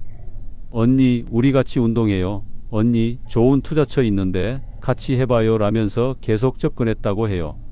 처음에는 정말 좋은 사람인 줄 알았대요. 그런데 6개월 후에 어떻게 됐을까요? 그 사람 말만 믿고 투자했던 1,500만 원이 모두 사라졌어요. 더 큰 문제는 그 사람이 최 아주머니의 다른 지인들에게도 똑같은 방식으로 접근해서 동네에서 완전히 매장당하셨다는 거예요. 이제 그 동네에서 살기가 너무 어색해져서 이사까지 생각하고 계시다고 하더라고요. 또 다른 사례도 있어요. 62세 박 할아버님 이야기인데요. 새로 가입한 등산 모임에서 만난 사람이 있었어요. 나이도 비슷하고 취미도 비슷하고 대화도 잘 통해서 금세 친해졌다고 해요. 그런데 그 사람이 점점 박 할아버님의 개인적인 일에 과도하게 간섭하기 시작했어요. 형님, 따님이 결혼은 언제 하나요? 집값이 많이 올랐을 텐데 팔 생각은 없어요? 요즘 연금은 얼마나 받으세요? 이런 식으로 사생활을 캐묻기 시작했다는 거예요. 나중에는 제가 아는 좋은 보험 상품이 있는데라면서 보험 가입을 종용하기까지 했대요. 박 할아버님이 거절하자 그 사람의 태도가 완전히 달라졌어요. 모임에서도 박 할아버님을 무시하고 다른 사람들한테는 박 할아버님 험담을 하고 다니고 결국 박 할아버님은 그 소중한 등산 모임도 그만두셔야 했어요. 이런 일들이 왜 일어날까요? 나이가 들수록 우리는 외로움을 많이 느끼게 되거든요. 자녀들은 독립해서 나갔고 직장에서도 은퇴했고 만날 사람도 예전보다 줄어들죠. 그러다 보니까 새로운 사람이 다가와서 친절하게 대해주면 경계심을 낮추게 되는 거예요. 그런데 바로 이 지점이 위험한 거예요. 나쁜 의도를 가진 사람들은 이런 중장년층의 심리를 정확히 노리거든요. 처음엔 정말 좋은 사람인 것처럼 다가와요. 친절하고 배려심 많고 관심도 많이 보여주고요. 또 하나 중요한 점은 나이가 들면 판단력이 예전보다 조금씩 흐려질 수 있다는 거예요. 이건 자연스러운 노화 과정이에요. 특히 감정적으로 의존하게 되면 객관적인 판단이 더욱 어려워져요. 경제적인 측면에서도 더 조심해야 해요. 젊을 때는 돈을 잃어도 다시 벌 수 있었지만 이제는 은퇴 후 고정 수입이 제한적이잖아요. 한번 큰 손실을 보면 회복하기가 정말 어려워요. 건강 면에서도 마찬가지예요. 스트레스를 받으면 젊을 때보다 몸에 미치는 영향이 훨씬 커요. 혈압도 올라가고 잠도 못 자고 식욕도 떨어지고 이런 상태가 지속되면 정말 큰 병으로 이어질 수 있어요. 그럼 지금부터는 구체적으로 어떤 사람들을 조심해야 하는지 알아보겠습니다. 첫 번째로 주의해야 할 유형은 처음 만났는데 지나치게 친밀하게 다가오는 사람들이에요. 정상적인 인간관계는 시간을 두고 천천히 깊어지는 게 자연스러워요. 그런데 어떤 사람들은 처음 만난 그날부터 형님, 언니라고 부르면서 마치 오랜 친구처럼 행동해요. 개인적인 이야기도 자꾸 묻고 자신의 사정도 털어놓으면서 급속도로 친밀감을 형성하려고 하죠. 실제로 이런 경우가 있었어요. 65세 되신 김 할머님이 복지관에서 새로 만난 사람이 있었는데 첫날부터 언니, 저랑 진짜 통하는 것 같아요. 언니 같은 분을 만나려고 여기까지 왔나 봐요 라면서 과도하게 친밀감을 표현했다고 해요. 그 사람은 김 할머님의 전화번호를 받자마자 매일 전화를 했어요. 언니 오늘 뭐 하세요? 언니 우리 같이 차 마시러 가요. 언니 혼자 계시면 안 되니까 제가 놀러 갈게요. 이런 식으로 말이에요. 처음에는 김 할머님도 좋아하셨어요. 혼자 계시는 시간이 많으셨거든요. 그런데 나중에 보니까 그 사람의 진짜 목적은 김 할머님의 적금을 해지해서 자신이 하는 사업에 투자하라는 거였어요. 두 번째로 조심해야 할 유형은 돈과 관련된 이야기를 자꾸 꺼내는 사람들이에요. 물론 가까운 사이라면 경제적인 이야기를 할 수도 있어요. 하지만 아직 그렇게 친하지도 않은데 요즘 물가가 많이 올라서 생활비 부담이 크시죠? 연금만으로는 생활이 힘드실 텐데요. 이런 식으로 경제 상황을 은근히 떠보는 사람들은 위험해요. 특히 제가 아는 좋은 투자처가 있는데 지금 안 하면 나중에 후회해요. 저도 이걸로 많이 벌었어요. 이런 말을 하는 사람들은 더욱 조심하셔야 해요. 실제로 69세 되신 이 할아버님 경우에요. 새로 만난 친구가 형님, 요즘 은행 이자가 너무 낮잖아요. 제가 하는 투자는 은행 이자보다 10배는 더 나와요 라면서 계속 투자를 권했다고 해요. 저 같은 경우에는 1,000만 원 넣고 한 달에 100만 원씩 받고 있어요 라면서 통장까지 보여줬대요. 이 할아버님이 반신반의하면서 작은 금액부터 시작해 보자고 하니까 형님, 그런 마음가짐으로는 돈을 못 벌어요. 크게 투자해야 크게 벌어요 라면서 큰 금액을 종용했어요. 결국 이 할아버님은 2천만 원을 투자했다가 모두 잃으셨어요. 세 번째 유형은 다른 사람들과의 관계를 단절시키려고 하는 사람들이에요. 다른 사람들은 형님을 이해 못해요. 저만 형님을 진짜로 생각해요. 그 사람들은 형님한테 관심도 없어 보이던데요. 이런 식으로 다른 인간관계를 깎아내리면서 자신만 의존하게 만들려고 해요. 72세 되신 박 할머님 경우가 그랬어요. 새로 사귄 친구가 언니는 너무 좋은 분인데 기존 친구들이 언니를 제대로 못 알아보는 것 같아요. 저는 언니가 얼마나 소중한 분인지 알거든요 라면서 기존 친구들을 은근히 비하했다고 해요. 그러면서 점점 박 할머님을 기존 친구들과 떨어뜨려 놓으려고 했어요. 그 분들과 만나면 언니가 스트레스 받으실 것 같아요. 차라리 저랑 둘이서 더 좋은 시간 보내요. 이런 식으로요. 나중에 알고 보니까 그 사람은 박 할머님을 고립시킨 다음 자신의 종교단체에 가입시키려는 목적이 있었어요. 다행히 박 할머님의 딸이 이상함을 눈치채고 말려서 큰 피해는 면했지만 그 과정에서 기존 친구들과의 관계가 많이 상했다고 하더라고요. 네 번째로 조심해야 할 유형은 지나치게 개인적인 정보를 캐묻는 사람들이에요. 가족관계, 재산 상황, 건강 상태, 주변 인물들에 대해서 마치 신문고하듯이 자세히 물어보는 사람들 말이에요. 아들은 뭐 하나요? 딸은 어디 살아요? 집은 전세예요? 자가예요? 보험은 어떤 걸로 들어놨어요? 이런 식으로 일상 대화를 넘어서 너무 구체적인 개인 정보를 알려고 하는 사람들은 위험해요. 특히 혹시 혼자 사세요? 평소에 집에 혼자 계시는 시간이 많아요? 이런 질문을 하는 사람들은 더욱 조심하셔야 해요. 이런 정보들이 나쁜 목적으로 사용될 수 있거든요. 다섯 번째는 항상 급하게 만들려고 하는 사람들이에요. 지금 결정하셔야 해요. 내일이면 늦어요. 이런 기회는 다시 없어요. 이런 식으로 충분히 생각할 시간을 주지 않고 서둘러 결정하게 만드는 사람들 말이에요. 좋은 관계는 서두르지 않아요. 시간을 두고 천천히 알아가고 상대방의 생각할 시간도 충분히 존중해 주거든요. 그런데 나쁜 의도를 가진 사람들은 상대방이 깊이 생각하면 자신의 의도가 들킬까 봐 항상 서두르려고 해요. 여기서 잠깐 이것만은 꼭 기억하세요. 좋은 사람과 나쁜 사람을 구별하는 가장 확실한 방법 중 하나는 바로 그 사람이 여러분에게 무엇을 원하는지 파악하는 거예요. 진정으로 좋은 사람은 여러분으로부터 뭔가를 얻으려고 하기보다는 여러분에게 도움이 되고 싶어 해요. 그럼 이제는 어떻게 하면 이런 위험한 사람들로부터 자신을 보호할 수 있는지 구체적인 방법들을 알려드리겠습니다. 첫 번째 방법은 관찰 기간을 충분히 갖는 거예요. 아무리 좋은 사람 같아도 최소 3개월에서 6개월은 지켜보세요. 사람의 진짜 모습은 시간이 지나야 드러나거든요. 특히 여러 번 만날 때마다 그 사람의 말과 행동이 일치하는지 지켜보세요. 처음에 했던 말과 나중에 하는 말이 다르지는 않은지, 약속을 잘 지키는지, 다른 사람들한테는 어떻게 행동하는지 관찰해 보시는 거예요. 실제로 제가 아는 68세 정 할아버님은 이 방법으로 사기를 피하셨어요. 새로 만난 사람이 투자를 권했는데 3개월 동안 지켜보니까 그 사람이 다른 사람들한테도 똑같은 방식으로 접근하고 있더래요. 그래서 미리 관계를 정리하셨다고 해요. 두 번째는 주변 사람들의 의견을 들어보는 거예요. 가족이나 오랜 친구들에게 새로 만난 사람에 대해 이야기해 보세요. 때로는 우리 자신보다 주변에서 더 객관적으로 볼 수 있거든요.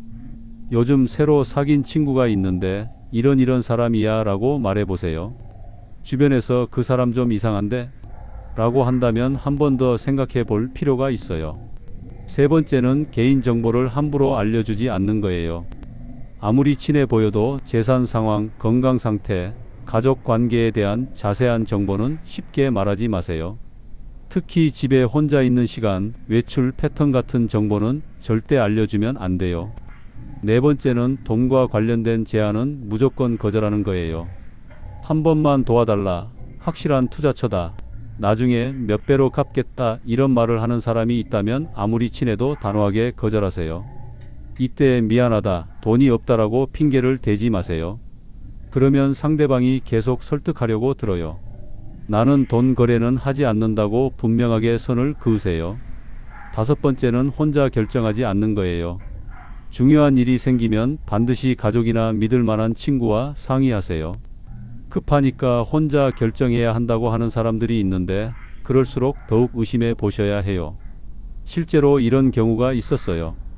66세 되신 최 할머님이 새로 사귄 친구로부터 언니만 특별히 알려주는 건데 다른 사람들한테는 비밀이에요 라면서 투자 제안을 받았다고 해요.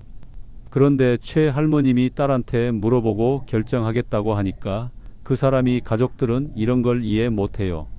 언니가 직접 결정하세요 라고 말렸다는 거예요. 다행히 최 할머님이 딸에게 상의했더니 전형적인 사기 수법이라는 걸 알게 됐어요. 만약 혼자 결정했다면 큰 피해를 봤을 거예요. 여섯 번째는 직감을 믿는 거예요. 뭔가 이상하다, 마음이 불편하다는 느낌이 들면 그 감정을 무시하지 마세요. 나이가 들수록 이런 직감은 더욱 정확해져요. 오랜 인생 경험이 우리에게 경고 신호를 보내는 거거든요. 지금부터는 더 중요한 이야기입니다. 만약 이미 잘못된 사람과 관계를 맺어서 어려운 상황에 처했다면 어떻게 해야 할까요? 먼저 인정하세요. 내가 잘못 판단했다는 걸 인정하는 게 첫 번째 단계예요. 이때 자책하지 마세요. 나쁜 사람들은 정말 교묘하게 접근하거든요. 속았다고 해서 여러분이 바보가 아니에요. 그 다음에는 관계를 정리해야 해요. 이게 가장 어려운 부분이죠. 특히 이미 정이 들었거나 상대방이 계속 연락을 하면 마음이 흔들릴 수 있어요. 하지만 분명하게 선을 그으세요. 앞으로는 연락하지 말아달라, 더 이상 만나고 싶지 않다고 명확하게 의사를 표현하세요. 애매하게 말하면 상대방이 계속 기회를 엿보거든요. 만약 돈을 빌려줬다면 포기하는 것도 고려해 보세요. 물론 아까운 돈이지만 계속 관계를 유지하면서 더 큰 피해를 볼 수도 있어요. 때로는 돈보다 안전이 더 중요하거든요. 상대방이 계속 연락하거나 찾아온다면 주변 사람들에게 도움을 요청하세요. 혼자서 해결하려고 하지 마시고 가족이나 친구들, 필요하다면 경찰이나 관련 기관에도 신고하세요. 또 하나 중요한 건 같은 실수를 반복하지 않기 위해 이번 경험에서 교훈을 찾는 거예요. 내가 왜 그 사람을 믿었을까? 어떤 신호를 놓쳤을까? 를 생각해 보시면 다음에는 더 조심할 수 있어요. 절반 지났는데 이제 핵심 중에 핵심입니다.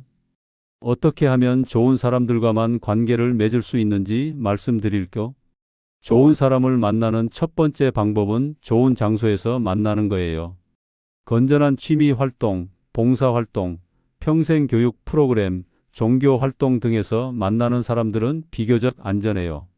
이런 곳에 나오는 사람들은 대부분 건전한 목적을 가지고 있거든요. 반대로 유흥업소나 도박장, 그리고 길거리에서 먼저 다가오는 사람들은 조심하셔야 해요. 좋은 사람은 보통 자연스러운 상황에서 만나게 돼요. 두 번째는 천천히 관계를 발전시키는 거예요. 급하게 친해지려고 하지 마시고 시간을 두고 서로를 알아가세요. 좋은 관계는 와인처럼 시간이 흘러야 더 깊어지고 좋아져요. 실제로 제가 아는 70세 김 할머님은 복지관에서 만난 친구와 1년 동안 천천히 친해지셔서 지금까지도 좋은 관계를 유지하고 계세요.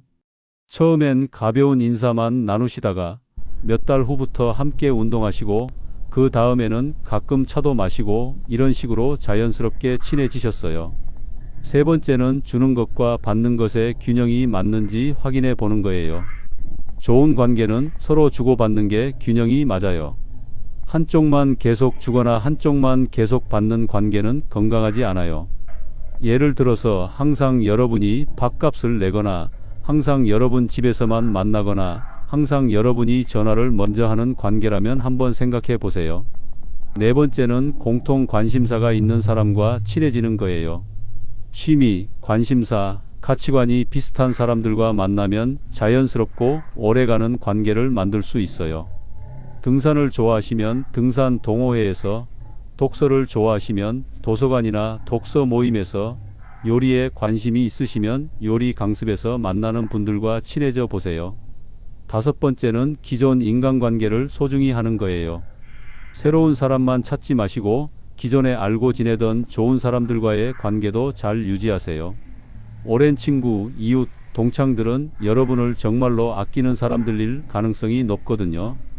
또 기존 친구들을 통해서 새로운 좋은 사람들을 소개받을 수도 있어요. 믿을 만한 사람이 소개해 주는 사람은 비교적 안전하죠. 실제로 63세 되신 이 할아버님은 20년 지기 친구가 소개해 준 분과 친해져서 지금까지도 좋은 관계를 유지하고 계세요. 내 친구가 소개해 주는 사람이니까 나쁜 사람일 리는 없겠지라는 마음으로 시작했는데 정말 좋은 분이었다고 하더라고요. 여섯 번째는 자신만의 기준을 정해두는 거예요. 어떤 사람과는 친해지고 싶고 어떤 사람과는 거리를 두고 싶은지 나름의 기준이 있어야 해요.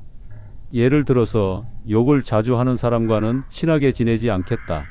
남험담을 자주 하는 사람과는 거리를 두겠다. 약속을 자주 어기는 사람과는 깊게 사귀지 않겠다. 이런 식으로 말이에요. 이런 기준이 있으면 사람을 만날 때 더 객관적으로 판단할 수 있어요. 일곱 번째는 자신감을 갖는 거예요. 나이가 들었다고 해서 무조건 다른 사람에게 맞춰줄 필요는 없어요. 여러분도 충분히 가치 있는 사람이고 좋은 친구가 될 자격이 있어요. 자신감이 없으면 나쁜 사람들이 그걸 알아채고 이용하려고 해요.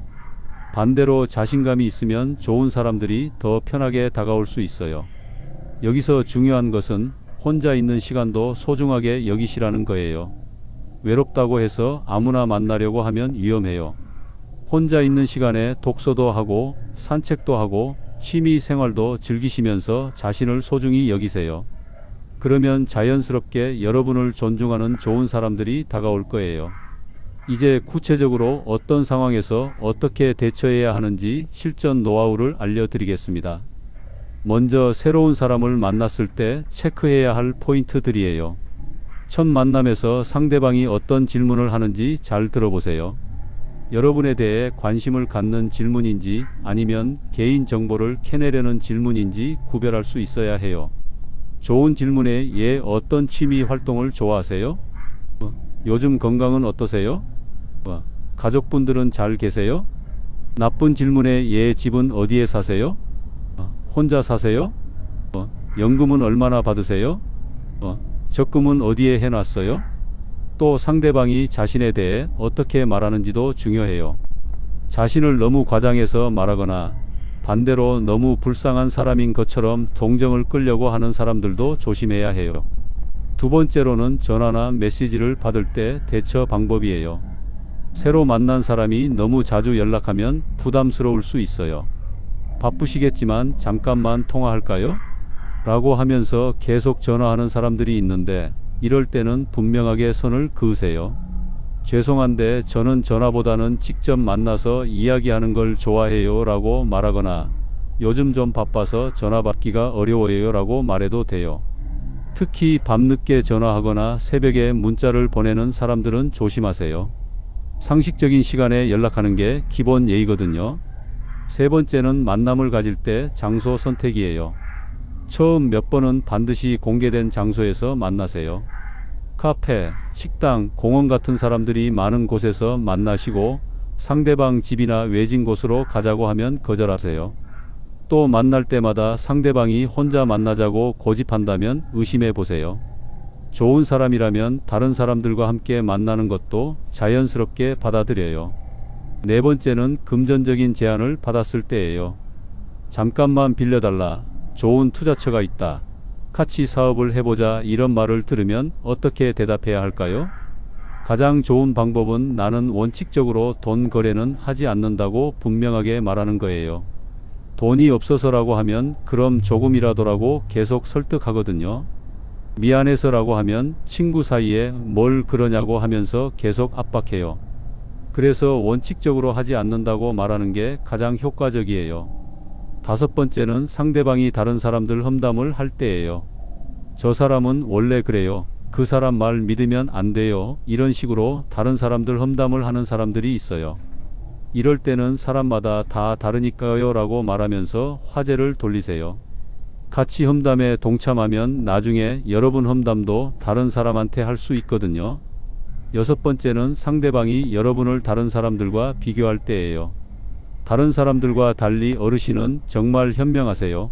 어르신만 저를 이해해 주시네요. 이런 식으로 다른 사람들을 깎아내리면서 여러분을 특별하게 생각한다고 말하는 사람들 있죠. 이런 말을 들으면 기분이 좋을 수도 있지만 사실은 여러분을 다른 사람들과 분리시키려는 수법일 수 있어요. 그래서 이런 말을 들으면 다들 좋은 분들이에요 라고 대답하면서 거리를 두는 게 좋아요. 일곱 번째는 급하게 결정하라고 할 때예요. 지금 기회예요. 내일이면 늦어요. 다른 사람한테도 제안했는데 어르신이 먼저 말씀해 주셔서. 이런 식으로 서두르게 만드는 사람들이 있어요. 이럴 때는 절대 서두르지 마세요. 급한 일이라도 하루 이틀은 생각해 봐야겠어요 라고 말하세요. 진짜 좋은 기회라면 하루 이틀 기다려도 문제 없어요. 마지막 정리, 오늘의 하이라이트입니다. 오늘 1시간 동안 나이 들어서 사람을 잘못 사귀면 안 되는 이유와 좋은 사람들과 관계 맺는 방법에 대해 말씀드렸습니다. 특히 기억해 주셨으면 하는 것은 세 가지예요. 첫 번째, 나이가 들수록 사람 관계는 더욱 신중해야 한다는 거예요. 젊을 때와 달리 회복할 시간도 적고 피해도 더 클 수 있거든요. 외롭다고 해서 아무나 만나는 건 위험해요. 두 번째, 좋은 사람과 나쁜 사람을 구별하는 방법을 꼭 기억하세요. 처음부터 너무 친밀하게 다가오거나 돈 이야기를 자주 하거나 개인 정보를 캐묻거나 급하게 결정하라고 하는 사람들은 조심하셔야 해요. 세 번째, 혼자 있는 시간도 소중하게 여기시라는 거예요. 자신을 사랑하고 존중하는 사람에게 좋은 사람들이 자연스럽게 다가와요. 외로움 때문에 성급하게 사람을 만나려고 하지 마시고 천천히 좋은 인연을 만들어 가세요. 여러분의 남은 인생이 좋은 사람들과 함께하는 행복한 시간이 되기를 진심으로 바랍니다. 오늘 영상이 도움이 되셨다면 구독과 좋아요로 응원해 주시고 주변에 도움이 필요한 분들께도 꼭 공유해 주세요. 다음에도 여러분께 도움이 되는 유익한 내용으로 찾아뵙겠습니다. 오늘도 건강하고 행복한 하루 보내세요. 감사합니다.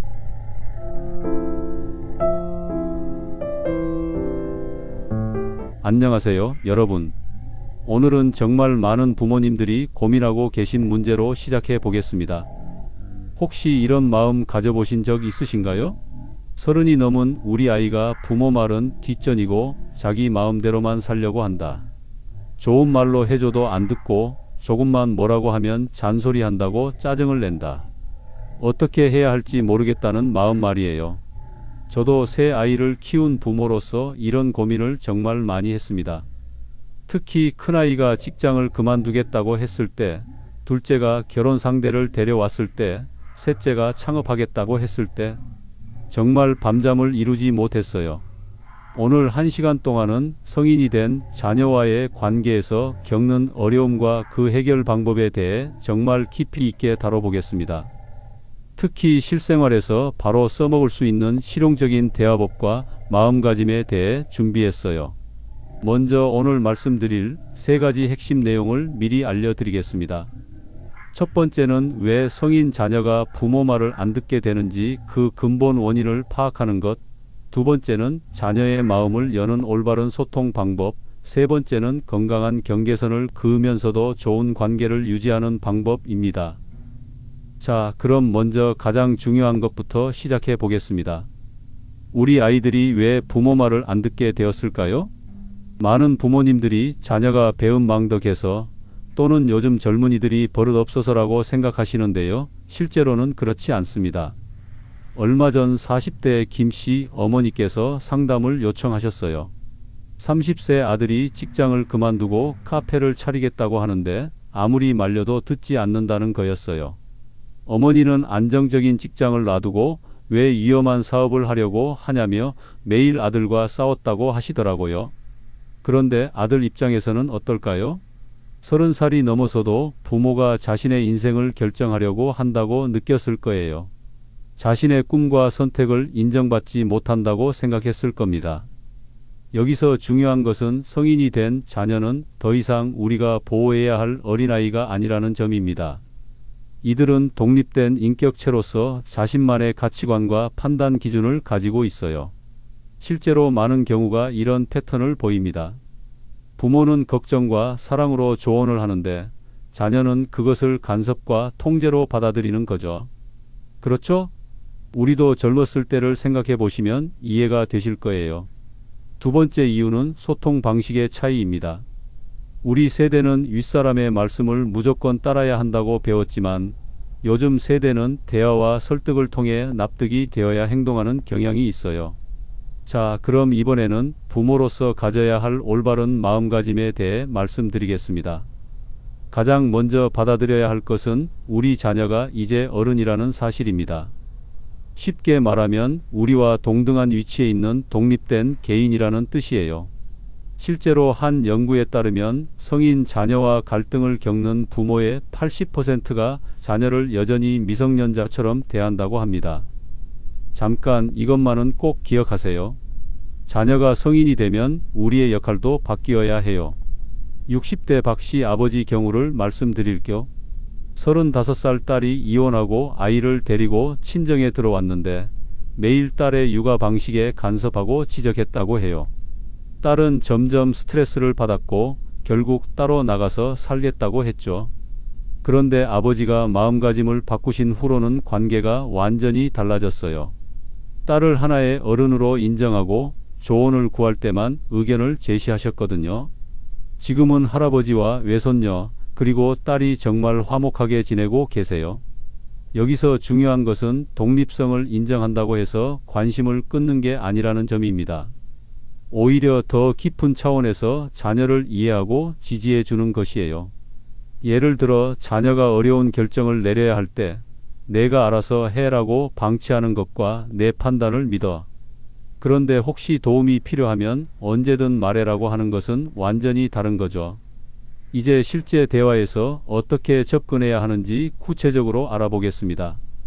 많은 부모님들이 자녀와 대화할 때 가장 많이 하는 실수가 바로 일방적인 잔소리예요. 자녀가 뭔가 말을 꺼내면 바로 그러니까 내가 그렇게 말했잖아 라든지 너는 항상 그런 식이야 라고 반응하죠. 보통 이런 경우가 많죠. 자녀가 요즘 직장에서 힘들어라고 말하면 부모는 즉시 그래서 내가 그 회사 가지 말라고 했잖아 라고 답합니다. 이런 반응은 자녀로 하여금 더 이상 속마음을 털어놓지 않게 만들어요. 대신 이렇게 해보시면 어떨까요? 아, 그래? 어떤 부분이 제일 힘들어? 이렇게 물어보는 거예요. 그러면 자녀는 자신의 상황을 더 자세히 설명하게 되고 우리는 아이의 진짜 고민이 무엇인지 알 수 있어요. 실제로 이런 경우가 있었어요. 50대 어머니가 30대 아들과 매일 싸웠는데 이유는 아들이 늦게 들어온다고 계속 지적했기 때문이었어요. 그런데 경청하는 대화법을 사용한 후에는 아들이 사실은 야근 때문에 스트레스를 많이 받고 있다는 걸 알게 되었어요. 그 후로는 아들이 늦게 들어와도 고생했어. 밥 먹었어? 라고 따뜻하게 맞이했더니 아들이 오히려 일찍 들어오려고 노력하게 되었다고 하더라고요. 경청의 핵심은 판단하지 않고 들어주는 것입니다. 자녀의 말에 바로 평가를 내리지 말고 먼저 충분히 들어보세요.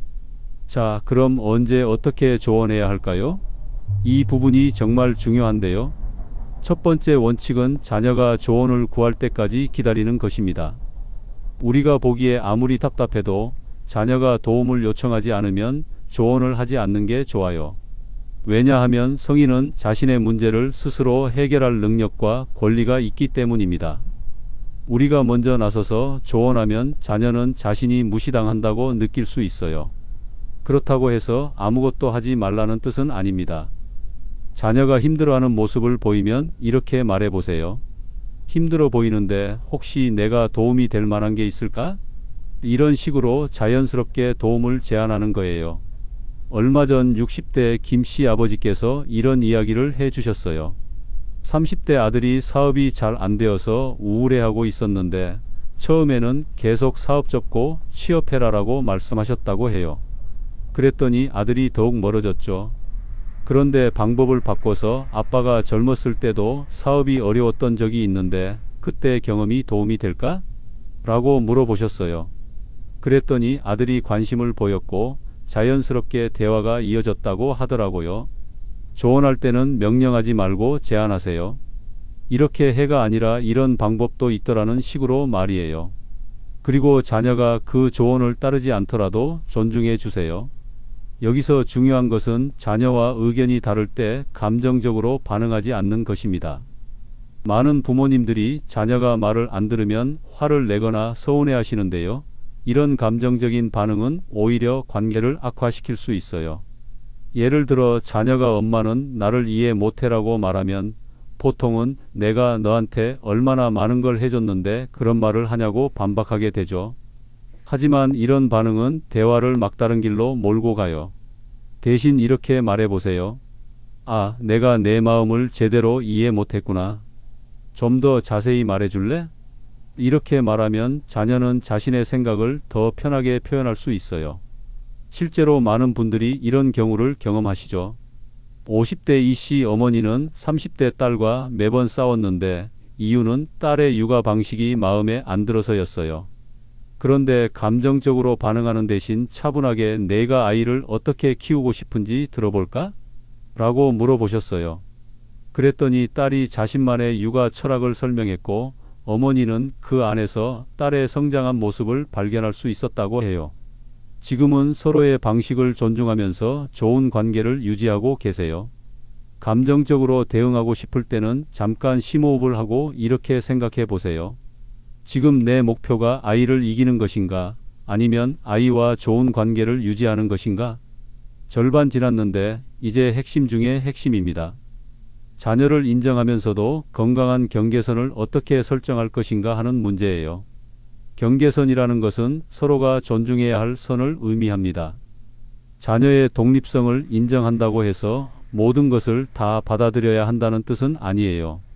특히 자녀가 부모에게 무례하게 대하거나 경제적으로 의존하면서도 책임을 지지 않는 경우에는 분명한 경계선이 필요해요. 예를 들어 30대 아들이 부모 집에 살면서 용돈만 받고 일은 하지 않는다면 이런 식으로 경계선을 설정할 수 있어요. 내가 성인이니까 내 선택을 존중해. 하지만 우리 집에 사는 동안에는 최소한의 가사일은 분담해야 한다고 말하는 거죠. 실제로 60대 박 씨 부모님 경우를 말씀드려 볼게요. 35살 아들이 직장을 그만두고 집에서 놀고 있었는데 처음에는 아무 말도 하지 않으셨어요. 그런데 1년이 지나도 아들이 구직 활동을 하지 않자 부모님이 대화를 요청하셨어요. 내 인생이니까 강요하지 않겠다. 하지만 우리도 나이가 들어가고 있어서 계속 뒷바라지하기 어렵다. 6개월 안에 계획을 세워보는 게 어떨까? 라고 말씀하셨죠. 이런 방식으로 경계선을 설정하면 자녀도 자신의 상황을 객관적으로 볼 수 있게 됩니다. 중요한 것은 비난하지 않으면서도 현실적인 한계를 분명히 하는 것이에요. 경계선을 설정할 때는 감정적으로 하지 말고 사실과 현실에 근거해서 대화하세요. 이제 자녀가 실수했을 때 어떻게 대응해야 하는지 알아보겠습니다. 성인 자녀도 여전히 실수할 수 있어요. 잘못된 선택을 할 수도 있고 때로는 큰 실패를 경험할 수도 있죠. 이때 부모로서 어떻게 반응하는지가 정말 중요합니다.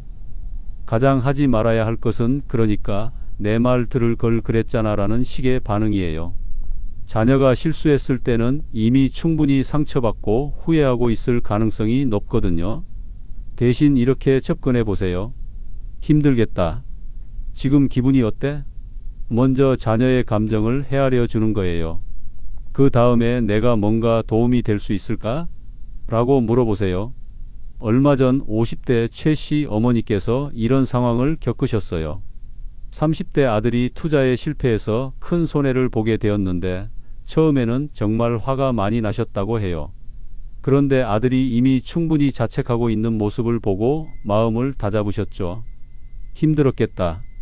엄마가 뭘 도와줄까? 라고 말씀하시니까 아들이 눈물을 흘리면서 그동안 받았던 스트레스를 모두 털어놓았다고 해요. 그리고 앞으로 어떻게 해야 할지 함께 고민하게 되었어요. 자녀의 실수는 성장의 기회이기도 합니다. 우리가 지나치게 보호하면 자녀는 실수로부터 배울 기회를 잃게 돼요. 물론 곁에서 지켜보는 것은 마음 아프지만 그것도 부모의 역할 중 하나예요. 실수했을 때 비난보다는 격려를, 책망보다는 위로를 먼저 해주세요. 이번에는 세대 차이로 인한 갈등을 어떻게 해결할 것인가에 대해 말씀드리겠습니다. 우리 세대와 자녀 세대 사이에는 분명히 가치관의 차이가 있어요. 우리는 안정을 중시하지만 요즘 젊은이들은 자아 실현을 더 중요하게 생각하죠. 우리는 집단을 우선시하지만 이들은 개인을 더 중시해요. 이런 차이 때문에 자녀가 하는 선택들이 우리 눈에는 이해가 안 될 수 있어요. 좋은 직장을 그만두고 프리랜서가 되겠다거나 결혼보다는 자신의 커리어에 집중하겠다거나 하는 선택들 말이에요. 하지만 여기서 중요한 것은 다르다고 해서 틀린 게 아니라는 점입니다. 시대가 변했고 그에 따라 살아가는 방식도 달라진 거예요. 실제로 요즘은 평생 직장이라는 개념도 많이 사라졌잖아요. 우리 때는 한 직장에서 정년까지 다니는 것이 미덕이었지만 지금은 여러 직장을 옮겨 다니면서 경험을 쌓는 것이 더 유리할 수도 있어요. 60대 정 씨 아버지께서 이런 말씀을 해주셨어요. 처음에는 아들이 직장을 자주 바꾸는 것이 못마땅하셨는데 나중에 보니 그 과정에서 아들이 다양한 기술과 경험을 쌓았고 결국 더 좋은 조건의 일자리를 찾게 되었다고 하더라고요. 세대 차이를 극복하려면 먼저 우리가 열린 마음을 가져야 해요. 요즘은 어떻게 하는 게 좋을까? 이런 식으로 자녀에게 물어보는 것도 좋은 방법이에요. 자녀 세대의 문화와 생각을 이해하려고 노력하면 오히려 우리가 배울 점도 많다는 걸 발견하게 될 거예요. 이제 성인이 된 자녀와는 어떤 관계를 맺어야 할까요? 더 이상 보호자와 피보호자가 아닌 새로운 형태의 관계가 필요해요. 가장 이상적인 관계는 친구 같은 부모가 되는 것입니다. 물론 여전히 부모이지만 동시에 자녀의 인생 동반자이자 조언자 역할을 하는 거죠. 이런 관계에서는 서로를 존중하고 서로에게서 배우려고 하며 서로의 어려움을 함께 나눕니다. 부모가 일방적으로 가르치는 관계가 아니라 서로 소통하고 지지해주는 관계예요. 50대 한 씨 어머니와 30대 딸의 경우를 예로 들어볼게요. 처음에는 딸의 육아 방식이나 살림 방식이 마음에 안 들어서 자주 간섭하셨다고 해요. 그런데 관계를 재정립한 후로는 딸과 함께 요리도 배우고 딸에게 스마트폰 사용법도 배우신다고 하더라고요. 이제는 딸이 고민이 있으면 먼저 어머니께 상담을 요청하고 어머니도 궁금한 것이 있으면 딸에게 물어보신다고 해요. 정말 보기 좋은 관계죠. 새로운 관계를 정립할 때 중요한 것은 상하 관계가 아닌 수평 관계로 생각하는 것입니다. 물론 부모로서의 사랑과 관심은 변하지 않지만 대하는 방식은 달라져야 해요. 자녀를 하나의 독립된 어른으로 인정하고 그들의 선택과 판단을 존중해 주세요. 그러면 자녀도 부모를 더욱 소중히 생각하게 될 거예요. 마지막 정리입니다. 오늘의 하이라이트라고 할 수 있는 내용인데요. 자녀와의 관계를 장기적인 관점에서 바라보는 것이 중요합니다. 지금 당장 자녀가 우리 말을 안 듣는다고 해서 실망하거나 포기하지 마세요. 인간관계는 시간이 흐르면서 변하고 성장해요. 특히 부모와 자녀의 관계는 평생에 걸쳐 계속 발전하는 관계예요. 실제로 많은 연구에서 보여주듯이 성인 초기에 부모와 갈등을 겪던 자녀들도 나이가 들면서 부모의 마음을 더 잘 이해하게 됩니다. 특히 자녀가 결혼하고 아이를 낳으면서 부모의 사랑을 더 깊이 깨닫게 되죠. 제가 아는 한 가족의 이야기를 들려드릴게요. 30대 아들이 부모와 심하게 갈등을 겪으면서 몇 년간 연락도 안 하고 지냈어요. 부모님은 정말 마음고생이 심하셨죠. 그런데 아들이 결혼하고 아이를 낳은 후에 먼저 연락을 해왔어요. 부모가 되어보니 엄마 아빠 마음을 알겠다면서 용서를 구했다고 해요. 지금은 정말 화목한 가족이 되었어요. 물론 모든 경우가 이렇게 해피엔딩으로 끝나는 것은 아니지만 포기하지 않고 꾸준히 사랑을 보여주면 언젠가는 통하게 되어 있어요. 중요한 것은 지금 이 순간의 갈등에만 매몰되지 말고 평생에 걸친 관계라는 큰 그림을 보는 것입니다. 오늘 말다툼을 했다고 해서 관계가 끝나는 게 아니에요. 인내심을 가지고 꾸준히 사랑을 표현하고 자녀의 성장을 믿고 기다려주세요. 오늘 1시간 동안 성인 자녀가 부모 말을 안 들을 때 대처하는 현명한 방법에 대해 말씀드렸습니다. 특히 기억해 주셨으면 하는 것은 3가지입니다. 첫 번째, 성인이 된 자녀는 독립된 인격체로 인정해야 한다는 점입니다. 두 번째, 잔소리보다는 경청하고 공감하는 것이 훨씬 효과적이라는 것이에요. 세 번째, 당장의 갈등에 매몰되지 말고 평생에 걸친 관계라는 장기적 관점을 가져야 한다는 점입니다. 여러분, 자녀와의 관계에서 가장 중요한 것은 승부가 아니라 사랑입니다. 우리가 옳다는 것을 증명하는 것보다 자녀가 행복하게 살아가는 것이 더 중요해요. 때로는 자녀의 선택이 우리 눈에 잘못되어 보일 수도 있어요. 하지만 그것도 자녀의 인생이고 그 선택을 통해 배우고 성장하는 과정이라고 생각해 주세요. 우리가 할 수 있는 최선은 언제나 자녀 곁에 있어 주는 것, 필요할 때 도움을 줄 수 있는 든든한 버팀목이 되어 주는 것입니다. 마지막으로 이것만은 꼭 기억해 주세요. 자녀가 부모 말을 안 듣는다고 해서 부모를 사랑하지 않는 것은 아닙니다. 단지 자신만의 방식으로 살아가고 싶어 하는 것뿐이에요. 오늘 말씀드린 방법들을 하나씩 실천해 보시면서 자녀와의 관계를 조금씩 개선해 나가시기 바랍니다. 하루아침에 바뀌지는 않겠지만 꾸준히 노력하시면 분명히 좋은 결과가 있을 거예요. 혹시 오늘 내용 중에 궁금한 점이나 더 자세히 알고 싶은 부분이 있으시면 댓글로 남겨주세요. 다음 영상에서 더 구체적으로 다뤄보겠습니다. 그리고 혹시 비슷한 고민을 하고 계신 주변 분들이 있으시면 이 영상을 공유해 주세요. 많은 부모님들이 같은 어려움을 겪고 계시거든요. 구독과 좋아요로 응원해 주시고 다음에도 여러분의 삶에 도움이 되는 유익한 내용으로 찾아뵙겠습니다. 오늘 하루도 행복하게 보내세요. 감사합니다.